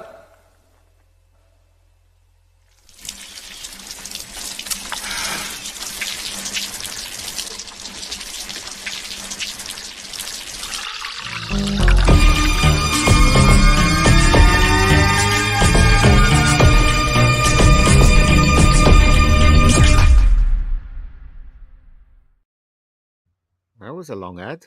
That's coincidental. I was actually drinking Schweppes ginger ale throughout this stream. So Dan, you read my mind. At first we had Prunella Scales there, and now we've got John Cleese. It's a bit of a Faulty Towers night as well here at the Spacebook Live for Global James Bond Day here on October the 5th, 2024. And they're quite right. They're John Cleese later to play Q in the Bond films opposite Pierce Brosnan. Very memorably. He doesn't talk about it so much now, does he? But he succeeded Desmond Llewellyn in that iconic role. He only did one, didn't he? Yeah. No, he did two. Two. Did a couple. Two. Did a couple. Well, introduced in World Is Not Enough, and then Die Another Day. Yeah, he was. And Die Another Day was he was The Invisible Car. Yeah, that was terrible. Yeah. So it's so it's been 5 years since No Time to Die was filming. About 3 years since it was actually released. Remember, it was sort of filming before COVID, and there was a wait and a half for that at the did store. A whole video series on it. Did you really? Yeah. It was an agonising wait, knowing that film was completed and waiting for us. Eon, who make the Bond films, always have the legacy of Cubby Broccoli. Now they're made by Barbara Broccoli and her stepbrother, isn't it? Michael G. Wilson. Yeah, are being very cagey about what to expect and when that will follow on from No Time to Die. All they've said is that James Bond will be reinvented. So yes, James Bond will return, as the caption said, at the end of No Time to Die. I don't think any of us have ever really doubted that. The thing is, as I was saying before, is when? How much longer are we going to have to wait before we hear anything about the return of Bond to the cinemas? Because that's really where he belongs. We could talk all we like about event series and there's documentaries and features and things like that. But I think that's what people really want. We want to know who, we want to know when. Ian, you're a massive James Bond fan. Again, we've been over No Time to Die several times. I think we know where each of us sits with that. But James Bond is not just a massive part of British culture, it's a huge part of cinema itself. When on earth are we going to get a new Bond film? What are your instincts? I know a couple of people that work for Eon, to tell you the truth, and they tell me that they're lost. I know Barbara Broccoli, and look, they've auditioned, haven't they? Right, so, the rumor is they've selected their candidate, but that's the rumor. But from one of my insiders says that everyone in the production is saying Henry. They want Henry, and I don't believe that for a moment. Well, that's what I've been told, so I don't know if it's true or not. Like Doomcock, take it with a pinch of salt. Yeah, that's bullshit. But so basically, the production wants Henry, but it's Barbara Broccoli that wants. I can't remember his name. The guy that was in Kick-Ass. Yeah, him. Yeah. So I was going to get around to that later on, but yeah, this is the name that's on everybody's lips. This is Aaron Taylor Johnson. He's about to star in the Craven the Hunter movie, which I think nobody's got very high expectations of that, but this is a man who's been in a lot of very successful movies in character parts too. He's played John Lennon in Nowhere Boy way back. That was when he met his wife. Of course, we remember him from the Kick-Ass movies. He was in the Marvel movies, in the Avengers films. He was playing Quicksilver, wasn't he? Yeah. In Avengers Age of Ultron. So this guy's been around for still such a young actor. He's I think he's around the same age as Daniel Craig was when he first took the role. So this this is the guy. This is where the smart money is. And I have to say, I think this guy looks like James Bond. I don't really see a problem with his look. I think he's a fantastic actor. So for me, if they don't cast this guy, I'm going to be really seriously disappointed, because I think he's far more suitable than a boring suggestion like Henry Cavill. But because they've been through this audition process. Got there, Dan? Is it a bias? No. It's an opinion. It's not a bias. It's an opinion. Okay. There's a difference between a bias and an opinion.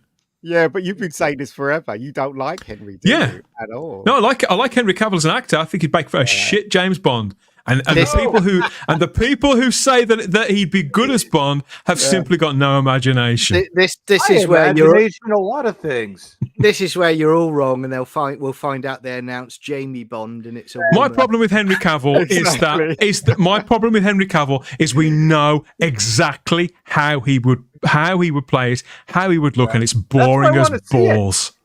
Was that Chris? What you I said that's why I want to see it.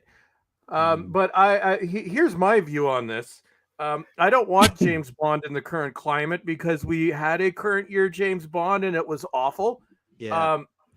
So here's my view on James Bond. I give it another 5 years minimum. I don't want James Bond to come back in this climate again ever, because like many things, you do another current year James Bond, it's never recovering. Here's what I think, and I'm wondering if you guys will agree with me, what I think should be done with James Bond. James Bond going forward needs to be a period piece, and it needs to take place in the 1960s with Henry Cavill. No current year crap. I don't think James Bond really fits into modern times. I think that was a problem with Daniel Craig. His entire run, for the most part, except for maybe Casino Royale. But we will agree to disagree with my friend Dan. I want to see Henry Cavill as James Bond. I think he's 41. Seriously, why would you want to see? He's not only is he too old to take the role, but what could he possibly do that is of any interest at all that we haven't seen him do in other roles? James Bond in his 50s. I think. Let's see. How old was Pierce Roger? Brosnan? See, I believe that people go to Henry simply because of his look and because he's British, and it's that simple. Okay, and it's that. So he's the exact same age, almost, that Pierce Brosnan was when he was cast. And Roger was a little older as well. Yeah, I want and Dan, this is one of my reasons as well. Beyond, I think Henry Cavill would be perfect in the role, but I can definitely understand why you would see otherwise. But the other thing is, I need someone with more edge, with more range, and who I'm thinking, how the hell are they going to play that? Because this isn't like taking a role like the Doctor and sort of imbuing it, fueling it with your own personality. It's still James Bond. It's still got to be Ian Fleming's James Bond. So there are boundaries within that, and the idea of giving it to a character actor like Aaron Taylor-Johnson in particular. There are other actors I'm interested in as well, but he's as the front runner. Who are you interested in, Dan? What other actors do you think could? Well, I've mentioned several people in the past, so I don't want to go over it in any great detail. But generally speaking, I like people who are a little more left of field than somebody like Henry Cavill, who he's just boring. Couple of things. Wasn't there a rumor? I think it was last year or the year before that they wanted Nolan to do a Bond film. And he wanted to do 60s, didn't he? So what? Yeah, imagine another actor I like is Sam Riley. Right. Yeah. Now I know he is more of a character actor. He's not, whereas Aaron Taylor-Johnson is like got all jacked and stuff like that. I think Sam Riley's an interesting actor. He's the kind of person who you could imagine would have been a character actor in the 60s or the 70s.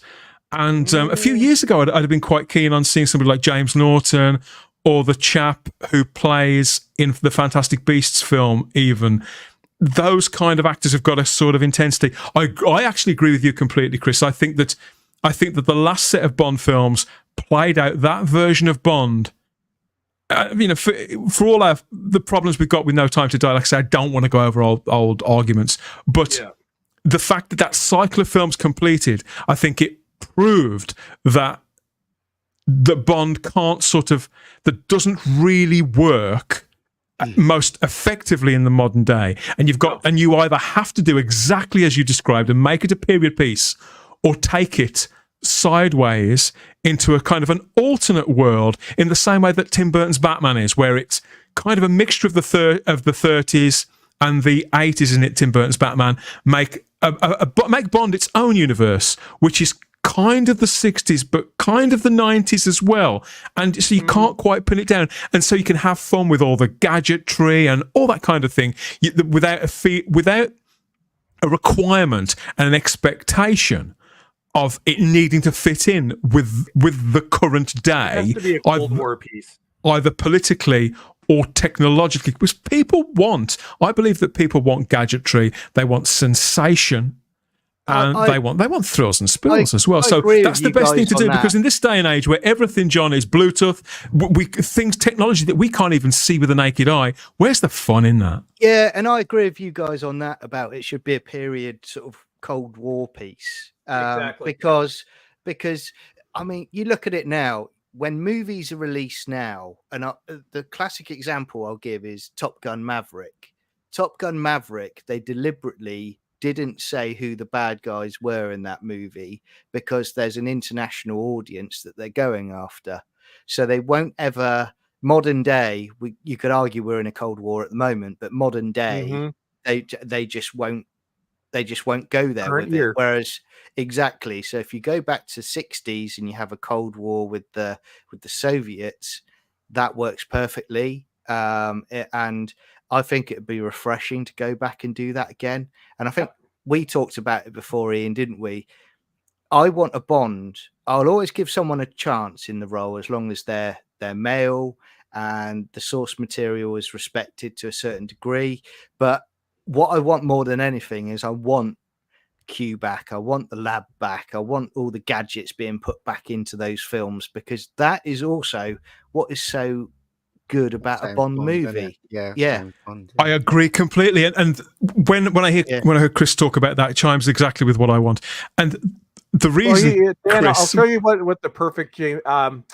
This is me, but I want to see a Pierce Brosnan-ish James Bond in the Sean Connery era. Yeah, I agree completely. That would be perfect. I mean, the reason why I'd like to think they are going to do something like that, but you know what makes me think that they won't? The really cynical, because even I've got a cynical side, Ian.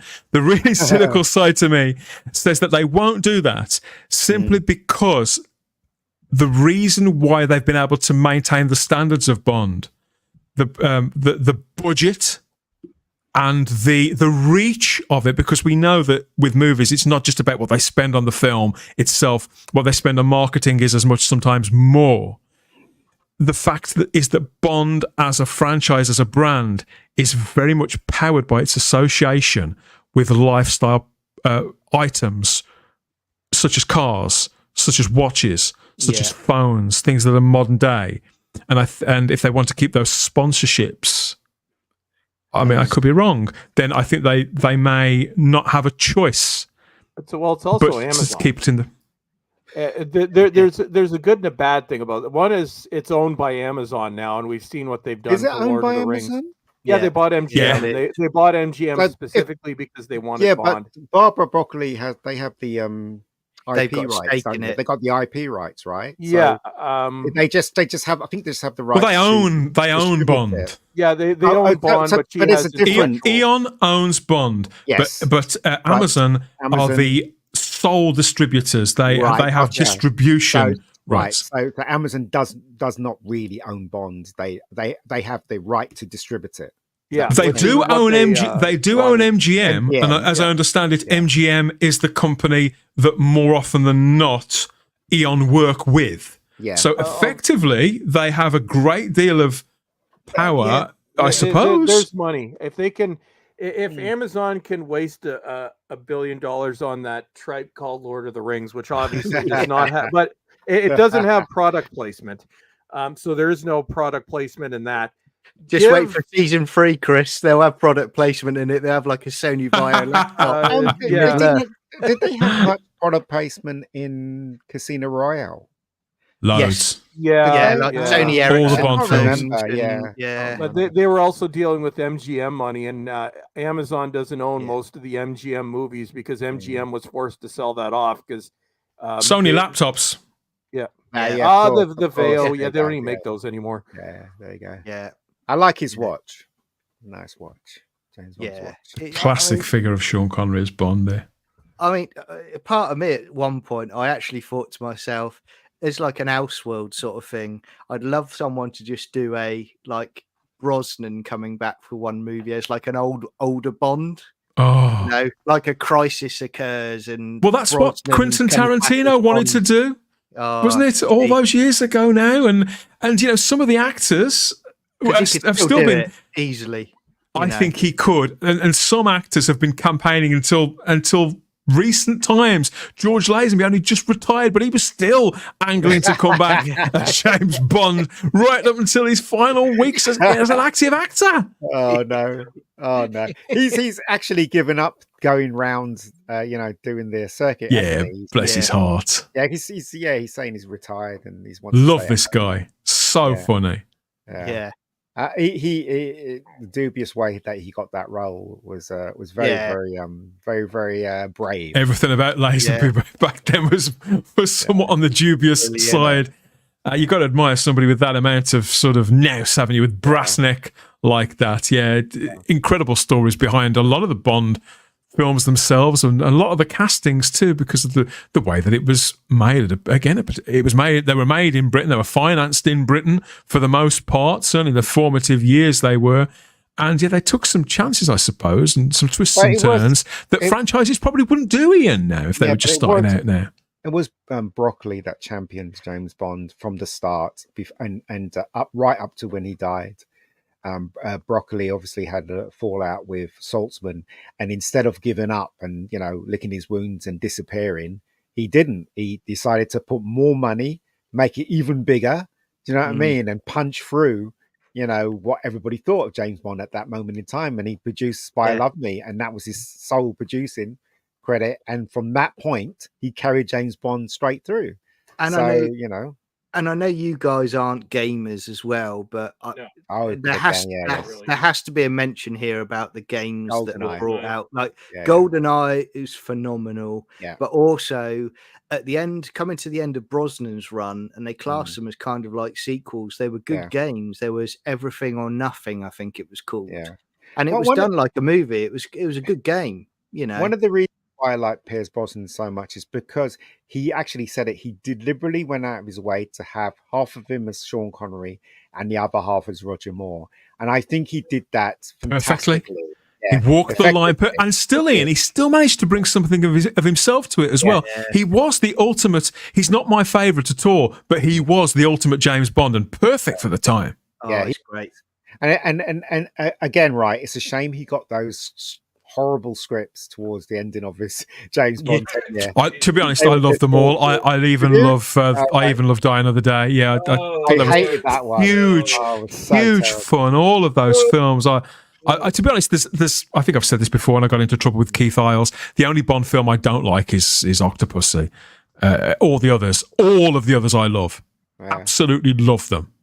What's that one where he was in a little boat thing or little and he was going around the Thames? I love that. Cinema. And that was the crowd was cheering. It? Yeah, the crowd was cheering all the way through that scene. Do you know what I mean? What I love World Is Not Enough, where I love where Q goes and he's retiring. Oh yeah, and he goes, and he goes, what is it? He says, "There's two things I've always taught you: never let them see you bleed, and then always have an escape route." And he goes down, and he passed away a few months after that. Yeah, didn't he did. He? He did. That's right. He was great in that role. He really was. I love when he goes. He goes when he comes in and he says, "You're not talking to me, Q." And he goes, and he just points to his boat. He says, his holiday thing is just completely wrecked.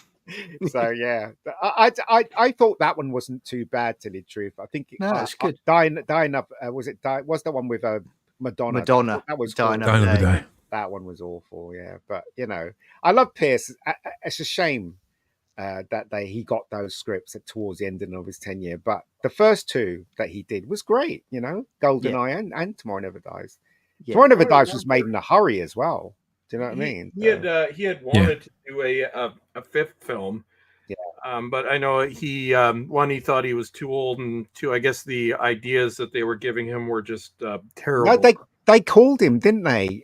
So he was gearing up for another one, and he just got a call saying services are not needed anymore, and that was that. Do you know what I mean? It wasn't like they go to his house and bring him some champagne, go, well, thanks, Pierce, for your tenure, you've been great. Yeah.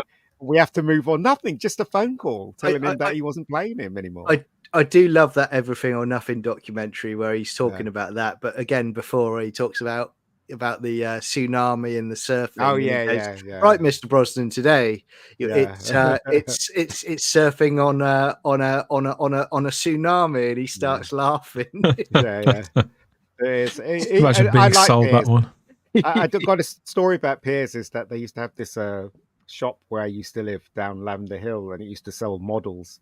And I went in, and 5 minutes later, Pierce Brosnan was in there, and I was talking to the guy that owned it, and he said, "Pierce Brosnan in it, Ian, you just missed him." And I was like, "Freaking hell!" And he goes, he gave me his card, and he showed me the card, and I think at the back of the card it says, "You know the name, you know the number." That was his card. That was Pierce Brosnan's card. So what a smooth amazing, bastard! Right? Oh, it's impossible to pick a favourite, particularly when you hear stories like that. All of these men. I mean, I was talking to somebody about a week and a half ago who's worked with Daniel Craig, and the kind of things that he's doing at the moment. And you do wonder. I saw some pictures of him. He's like modelling something or other. Yeah. Looks a bit of a prick. But I spoke to somebody who worked with him and said, "Oh, he's such a down to earth guy. He's a really nice fella." And you think, "Oh, yeah, that's reassuring." You think this person, I love them all, to be honest. But you think, you'd want him to be a good guy. You don't want any of these men to be arseholes, because they mean so much to us in this role in particular. That's certainly how I feel about the James Bonds, and I think that people in the live chat probably feel pretty similar as well. Here on Global James Bond Day, we've got lots of comments that we can go and check in on right now. Who's here and what have they got to say? Let's have a look. We have Vanessa. Vanessa says, "I could watch Pierce Brosnan in anything." I could too, come to think of it, and have. It's great. I think for me, just quickly as well, I would say that it's very hard, as you say, to pick your Bond. But I would say I always gravitate towards Roger Moore, because growing up as a kid, Roger Moore was almost like that. It's like a comfort blanket for me, that I can put a Roger Moore Bond on, and I'm away in a happy place. It's just great fun from beginning to end. I don't care what anyone says. Moonraker is a good film. Oh, I love I love them. I love Stephen Moonraker. Brannick says on Her Majesty's Secret Service is one of the best Bond stories, Good acting. and that he used to work at Custom House on the Thames, and we all stood on the quay and watched the boat sequence being filmed for The World Is Not Enough. That must have been incredibly exciting. Oh God, I'd have absolutely loved that. And Neville suggests that wait a few years and Connery could come back through the wonders of AI. Oh, God damn it, you're right. Oh, Yeah. No. Yeah, exactly. Oh God. I think they're in trouble though, Eon, because they don't really know what to do in this era. I mean, you guys talking about, set it as a period piece. I'm pretty sure they're considering that as well. But the question is, what do you do? How do you approach this? Because they really stuck themselves in a corner by killing off Bond in the last one. And they just destroyed all the goodwill from the fans. Because I know hundreds of my friends hated that film. I'm pretty sure that they know that too. What he thought. Yeah, I'm pretty sure they know goes that. back to the beginning. Yeah. I mean, There's a lot of support There's a lot of support in the live chat, not just for me and my anti-Henry Cavill as Bond stance, but more importantly, a lot of people do feel the same as we do, that perhaps the franchise needs to go back in time. It needs to go back to formula. That's what it needs to do. Accept the fact that times have changed, and that the books and the films are 60 years old, and the basis of the success of the films is on things that are quite antiquated, quite old-fashioned. So lean into that. Don't be afraid of it. Lead into it. Stephen Braddock says, I do agree with Chris. They should make it in the 60s. That would be cool. Yep. Vanessa says, yeah, take it back in time. What else is here? And there are lots, pretty much people along the same lines. We need to get to that place again where it's, look, everyone knows that pretty much if a Bond comes out, a lot of people are going to go and watch it. So you're gonna make sure without it's a doubt. Success. But we've got to get back to that point in on this planet as well, where it's like, stop trying to make everybody who's got a problem with it happy to watch it. If you don't like it, don't watch it. Clear off, but that's not the way they think, John. That's not the way they think now. I mean, it's crazy. I get the impression that that's how Eon thinks. From the little things, because Broccoli, she's not saying much, but the things that she is saying are very much. I don't agree with. I think the things that she's saying are actually very firm. They're frustrating because there's no dates, there's no names, but the things that she's saying are really quite firm and provably true. And why risk? Eon. Let's be honest. Eon don't have anything else. They tried to launch another series based on another set of books with the rhythm section starring Blake Lively, and it wasn't. It was a big budget movie, and those, again, people love those books. The film wasn't successful, so all of Eon's eggs are in the Bond basket. They can't afford to risk breaking those eggs. So I think they're waiting woke culture out and all these silly conversations that we know that they're meaningless, and a lot of this is virtue signaling.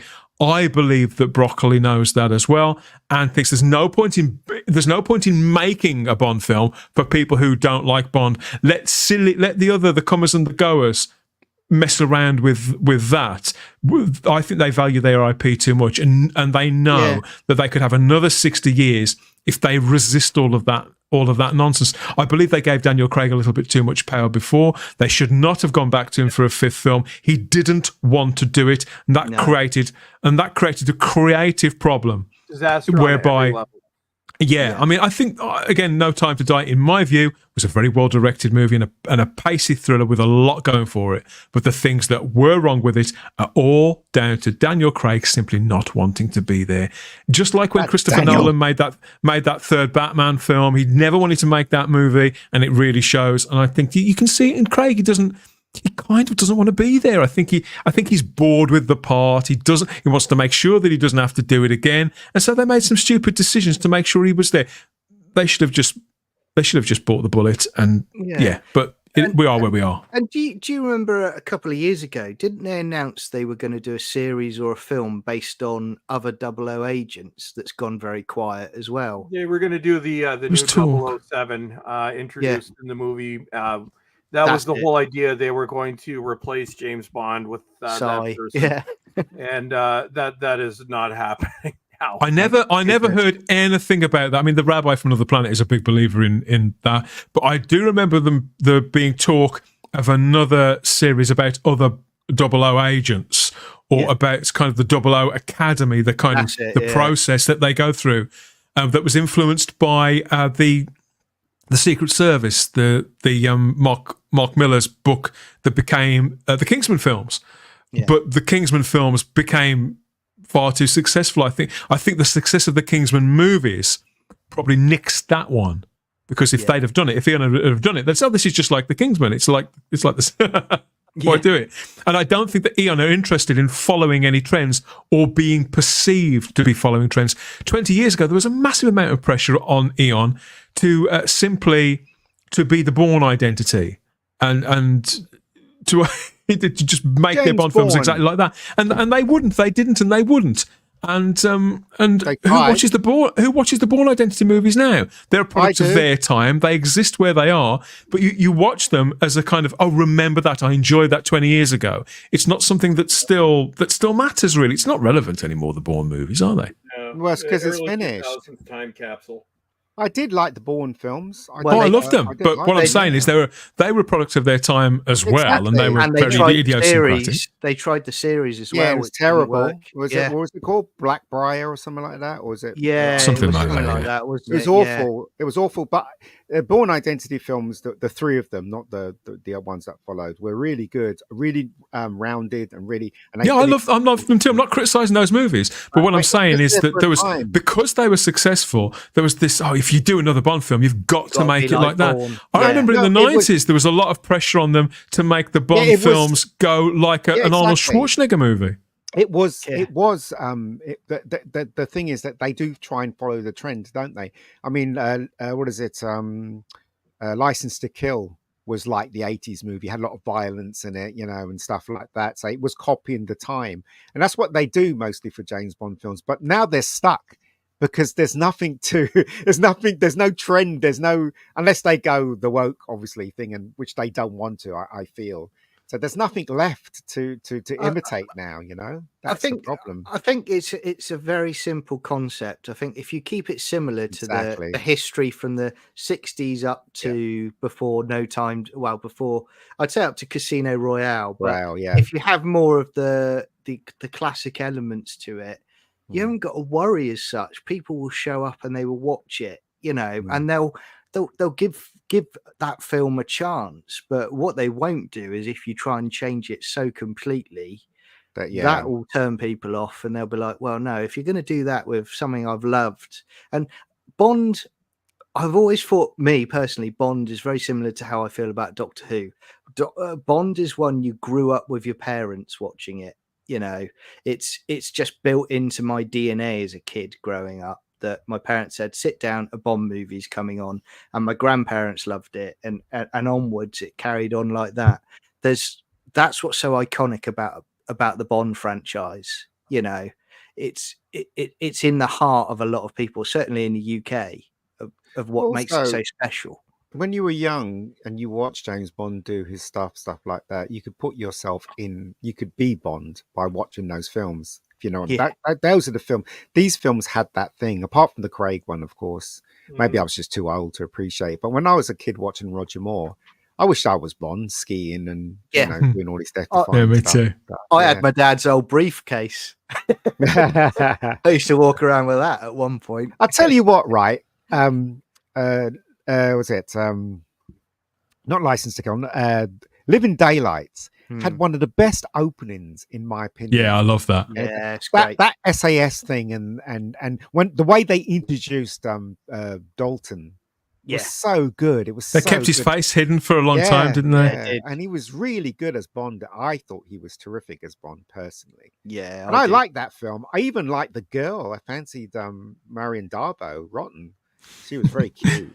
And Vanessa Law says here, I think a great many of the Bond films have been just slightly ahead of their time. I think they've been sensitively made because they're extended shoots on these movies. They don't just film them for 4 or 5 months because they move from to different continents. It's must be like planning a small military operation, Chris. Yeah. Vanessa says in the live chat here, it's a good movie series to binge. Now, I don't binge watch anything, but I do have traditions. For example, when my children got to the age where they were right for the Bond movies, every Friday, because myself and their mother, we were divorced, and every Friday that they were with me for the best part of a year, we watched a Bond film every Friday. So I watched them in traditions like that. It's a very slow binge, but it's more of a habit, I suppose, than a binge.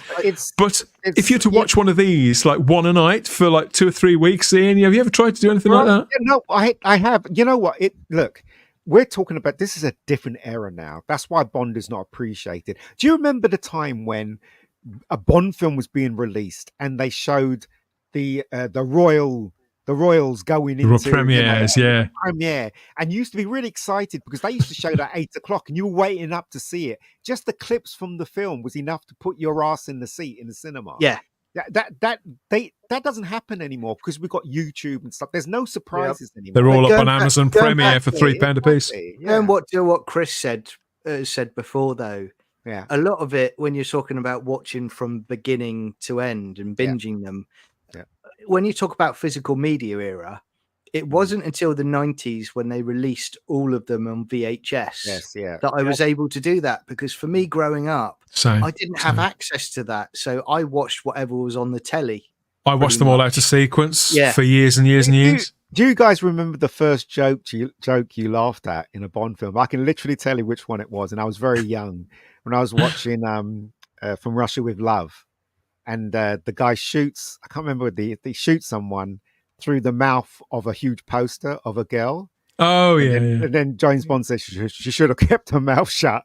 And I just cried with laughter. I just thought it was really funny. As a kid, I just thought that is so funny. But, it's the humor. It's different humor, isn't it? And then I saw Roger Moore and I just laughed. I always remember coming out at the end of the cinema, "A World Is Not Enough," and where Brosnan to Denise Richards goes, "What is it?" He says, I've never had, what was it, Christmas in Turkey before. And the whole audience just erupted, because it's like Benny Hill comedy, isn't it? Well, it's that kind of humor that actually drove the families in to see these films. I would honestly tell you, one of the best experiences I've had watching a film was what is it? For Your Eyes Only. And we went to see that 8 o'clock screening in Fulham Road, and the cinema was packed. And let me tell you something, I was so joyful. The audience laughed at every joke, even if the joke was rubbish, they laughed at it. And it's because there's a party atmosphere to watching a Bond film. Yes. And today's audience don't know what that is. They've never experienced that kind of thing. I guess my nieces experienced it with the Marvel films, when we're leading up to Endgame, but they've never experienced it that way. We go to the cinema and everybody's hyped up and they watch this film and they laugh at every joke. Even the Maggie Thatcher thing at the ending of, they laughed. There was one woman that was crying. Everybody laughed, and in an age where we weren't all so sort of politically kind of partisan. Everybody found that shit funny. We've been talking about our memories of James Bond and speculating about his return. It's bound to happen. It's going to happen. It's just a case of when. As always, of course, this is the most successful movie series of all time. Or it was. I think it's sort of Harry Potter was for a time, wasn't it? And then I think it was Bond again. But it's 25 Bond films, just 7 or 8 Harry Potter films. I think it sort of chops and changes, but who knows when? We've got our instincts about it. I think we're going to hear something sooner rather than later. There's talk that they have. They're speaking to directors. So I've heard some lists of names there too, but I believe we will get an announcement early next year about the next Bond film. I think we will have some sort of time scale, and we may well have the name of the man. Yes, the man. Sorry, Wokey Cokies. The man who's going to succeed these 6 legends in the role of James Bond 007, and then it would just be a matter of a really long wait until we can see the bloody thing, which is always the case. It's always the hardest part, but it's always worth the wait for a James Bond movie. That's how I look at it. And thank you for celebrating James Bond Day here with us at the Spacebook Live. Keep the comments coming, everybody. We want some more of that in the comments section. So your favourite Bonds, your favourite movies, your best memories, and your instincts about the whats and the whens.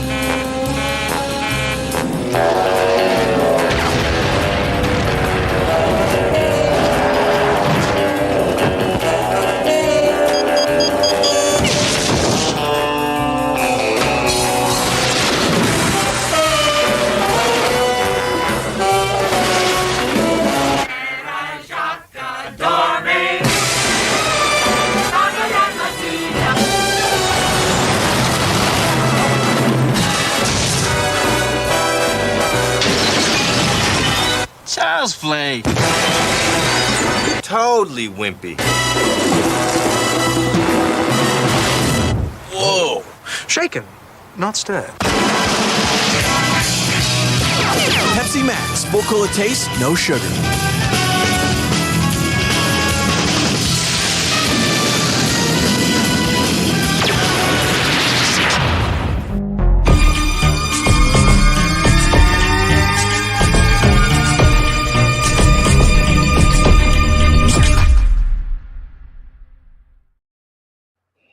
That would never be allowed today, would it? I was just thinking, I actually remember that one. God, those Pepsi Max adverts were really, really annoying back in the day, but there's some very, very pretty girls. Of course, there were.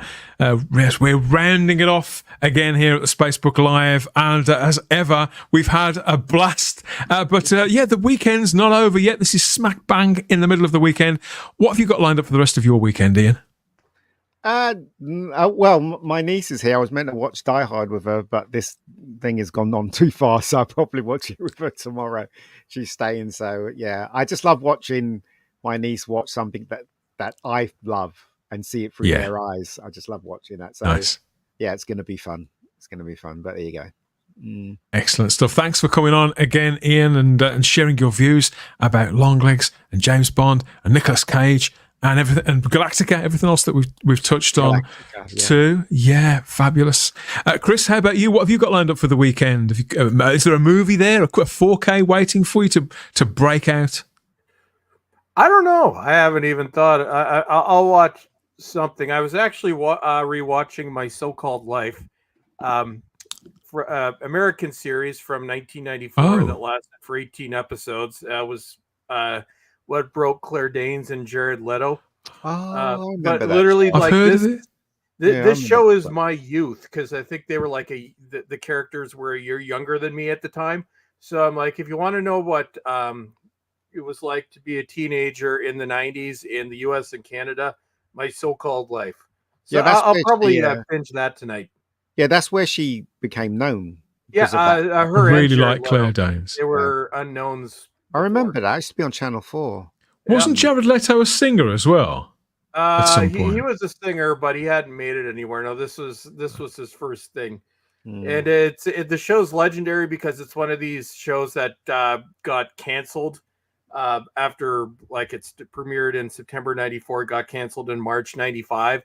And for years, people were clamoring to get it back. But now I'm of the point, I'm actually glad that it didn't come back, because it's like a perfect time capsule of that 6-month period.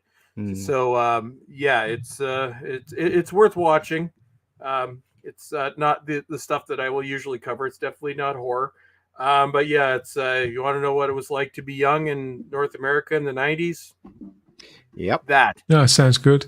When I was a kid, there was a show called I think it's quite a long-running thing in Canada. We had Degrassi Junior High here. Yeah. Oh yeah, filmed in Toronto. Yes. Yeah, that came back many times. It did, came back. That's where Drake got his start. Yes. Yeah. That was very popular in Britain. I think it was quite cheap because they showed it. They just got the rights to show it over and over and over again. But I have heard of My So-Called Life, but I didn't know who was in it or precisely when it was. I just knew it was from the 90s. It's full of teenage angst. My So-Called. Oh yeah, big time. It is, but that is my teenage years. So if I want to know what it's like to be a teenager, that, and there's Party of Five, specifically the first season. Party of Five with Matthew Fox and was Neve Campbell in that? No. Who's the girl that was in there? Neve Campbell. Was it? Yeah. But there was a really young girl in there. Lacey Chabert. That's it. Lacey. Oh, she was in the Lost in Space film, wasn't she? Yeah. That also I remember premiered at the that. same time, September 94. So I'm more of a fan of the first season because the first season is a time capsule. Then it kind of loses its edge as it goes on.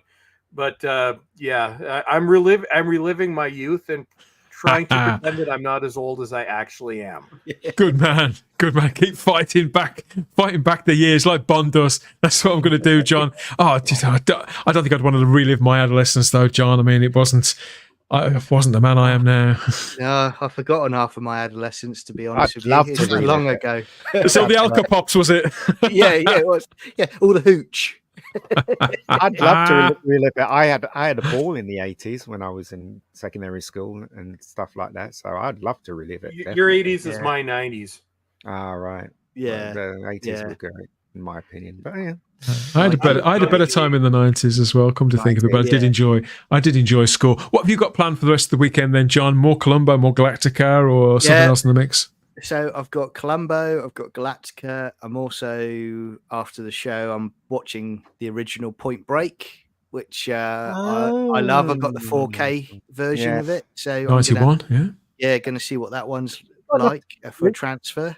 Oh, mate, it's like 20 past 11. You got time to watch all these films? Whoa! Mate, my blood is basically caffeine these days, so I'll probably still be going. And then 4 o'clock in the morning. and then tomorrow I've started watching Malcolm in the Middle again. That's a good show. That was a great show. That was Sky, wasn't it, Dan? It was Sky One. Yeah. Sky One. Sky certainly had it in Britain. I think the BBC had it eventually, but it was years later. Wasn't it? Yeah, you're right. But with the one I did like Malcolm in the Middle, but I think I like the Wonder Years even more. I know that was like I was late ITV. 80s. Oh my god, that show! Channel 4 had the Wonder Years. Yeah. God, I love the Wonder Channel Years. 4. You're right. Yeah, it was Channel 4. I have to see that. But thanks again for your contributions and your company, John. And we'll catch up with you next week. I don't know what I'm going to be watching. Probably more Dallas. I'm still breaking in my new TV. I watched a couple of movies last week, which I was going to mention tonight, but I couldn't quite fit them in. So we'll save that for another time. But it has, the seal has been broken. I've lost. I've broken my duck. So I'm going to have. I'm going to have more Dallas. I'm probably going to watch a Columbo, and I'm going to pick out a film as well. Probably something pretty big and sci-fi. What season of Dallas? Columbo or Dallas? I'm on season 4 right now. So this is the final season. Well, JR was shot at the end of season 3. Yes, he was. So I'm about halfway through the following season now. So this is the final season that has where the father's still alive, Jock Ewing's still in it, played by Jim Davis. So I know there's big changes coming up, and it was still not at the episode yet where I started watching as a child, so I don't remember any of this. I'm enjoying it so much. Then. No, I've seen that. That's all happened. That's all. Right, okay. But he does get shot about. Well, what they don't tell you, or what doesn't sort of survive in pop culture legend, is that JR he was shot earlier on that year as well. So that the famous "Who Shot JR" story, he'd been shot on the series before then, but damn, showing my Dallas geekiness. Adam Charlton has promised to come on and talk to me about Dallas.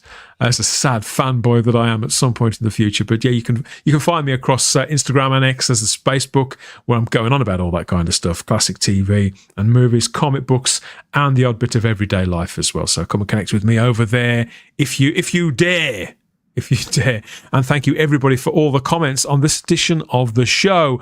Connect with us on social media. Join the Spacebook's Facebook group too, there in the palm of your hand. Get talking about what you're watching this weekend or throughout the week, and share your memories too about all those Bonds, the movies, and the actors from times past. And do you fancy a Bond binge watch at some point in the future? Gonna need a bloody big pizza, wouldn't you?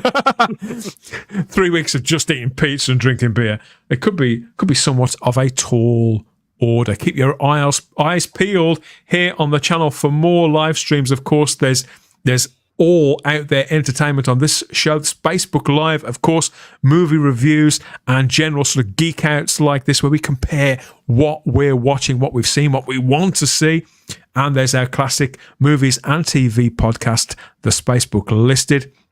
So we've recently dropped a new edition of our show about The Prisoner here on the channel too. That's doing really, really well. So go and catch that if you haven't already. And the one about Sapphire and Steel. Our review of GoldenEye, the Pierce Brosnan Bond film, that's there too.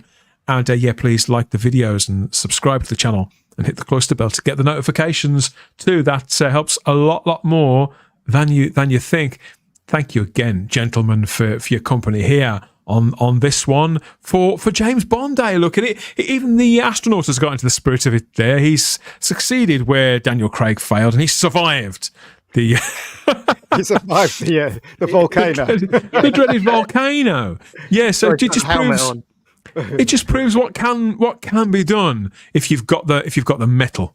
Yeah. So some great comments tonight, everybody. Keep them coming. We'll see you in the comments section for more, and we'll be back with more coverage of all out there entertainment very, very soon. Enjoy what's left of James Bond Day for 2024. Thanks again. Bye bye. Bye bye. See ya.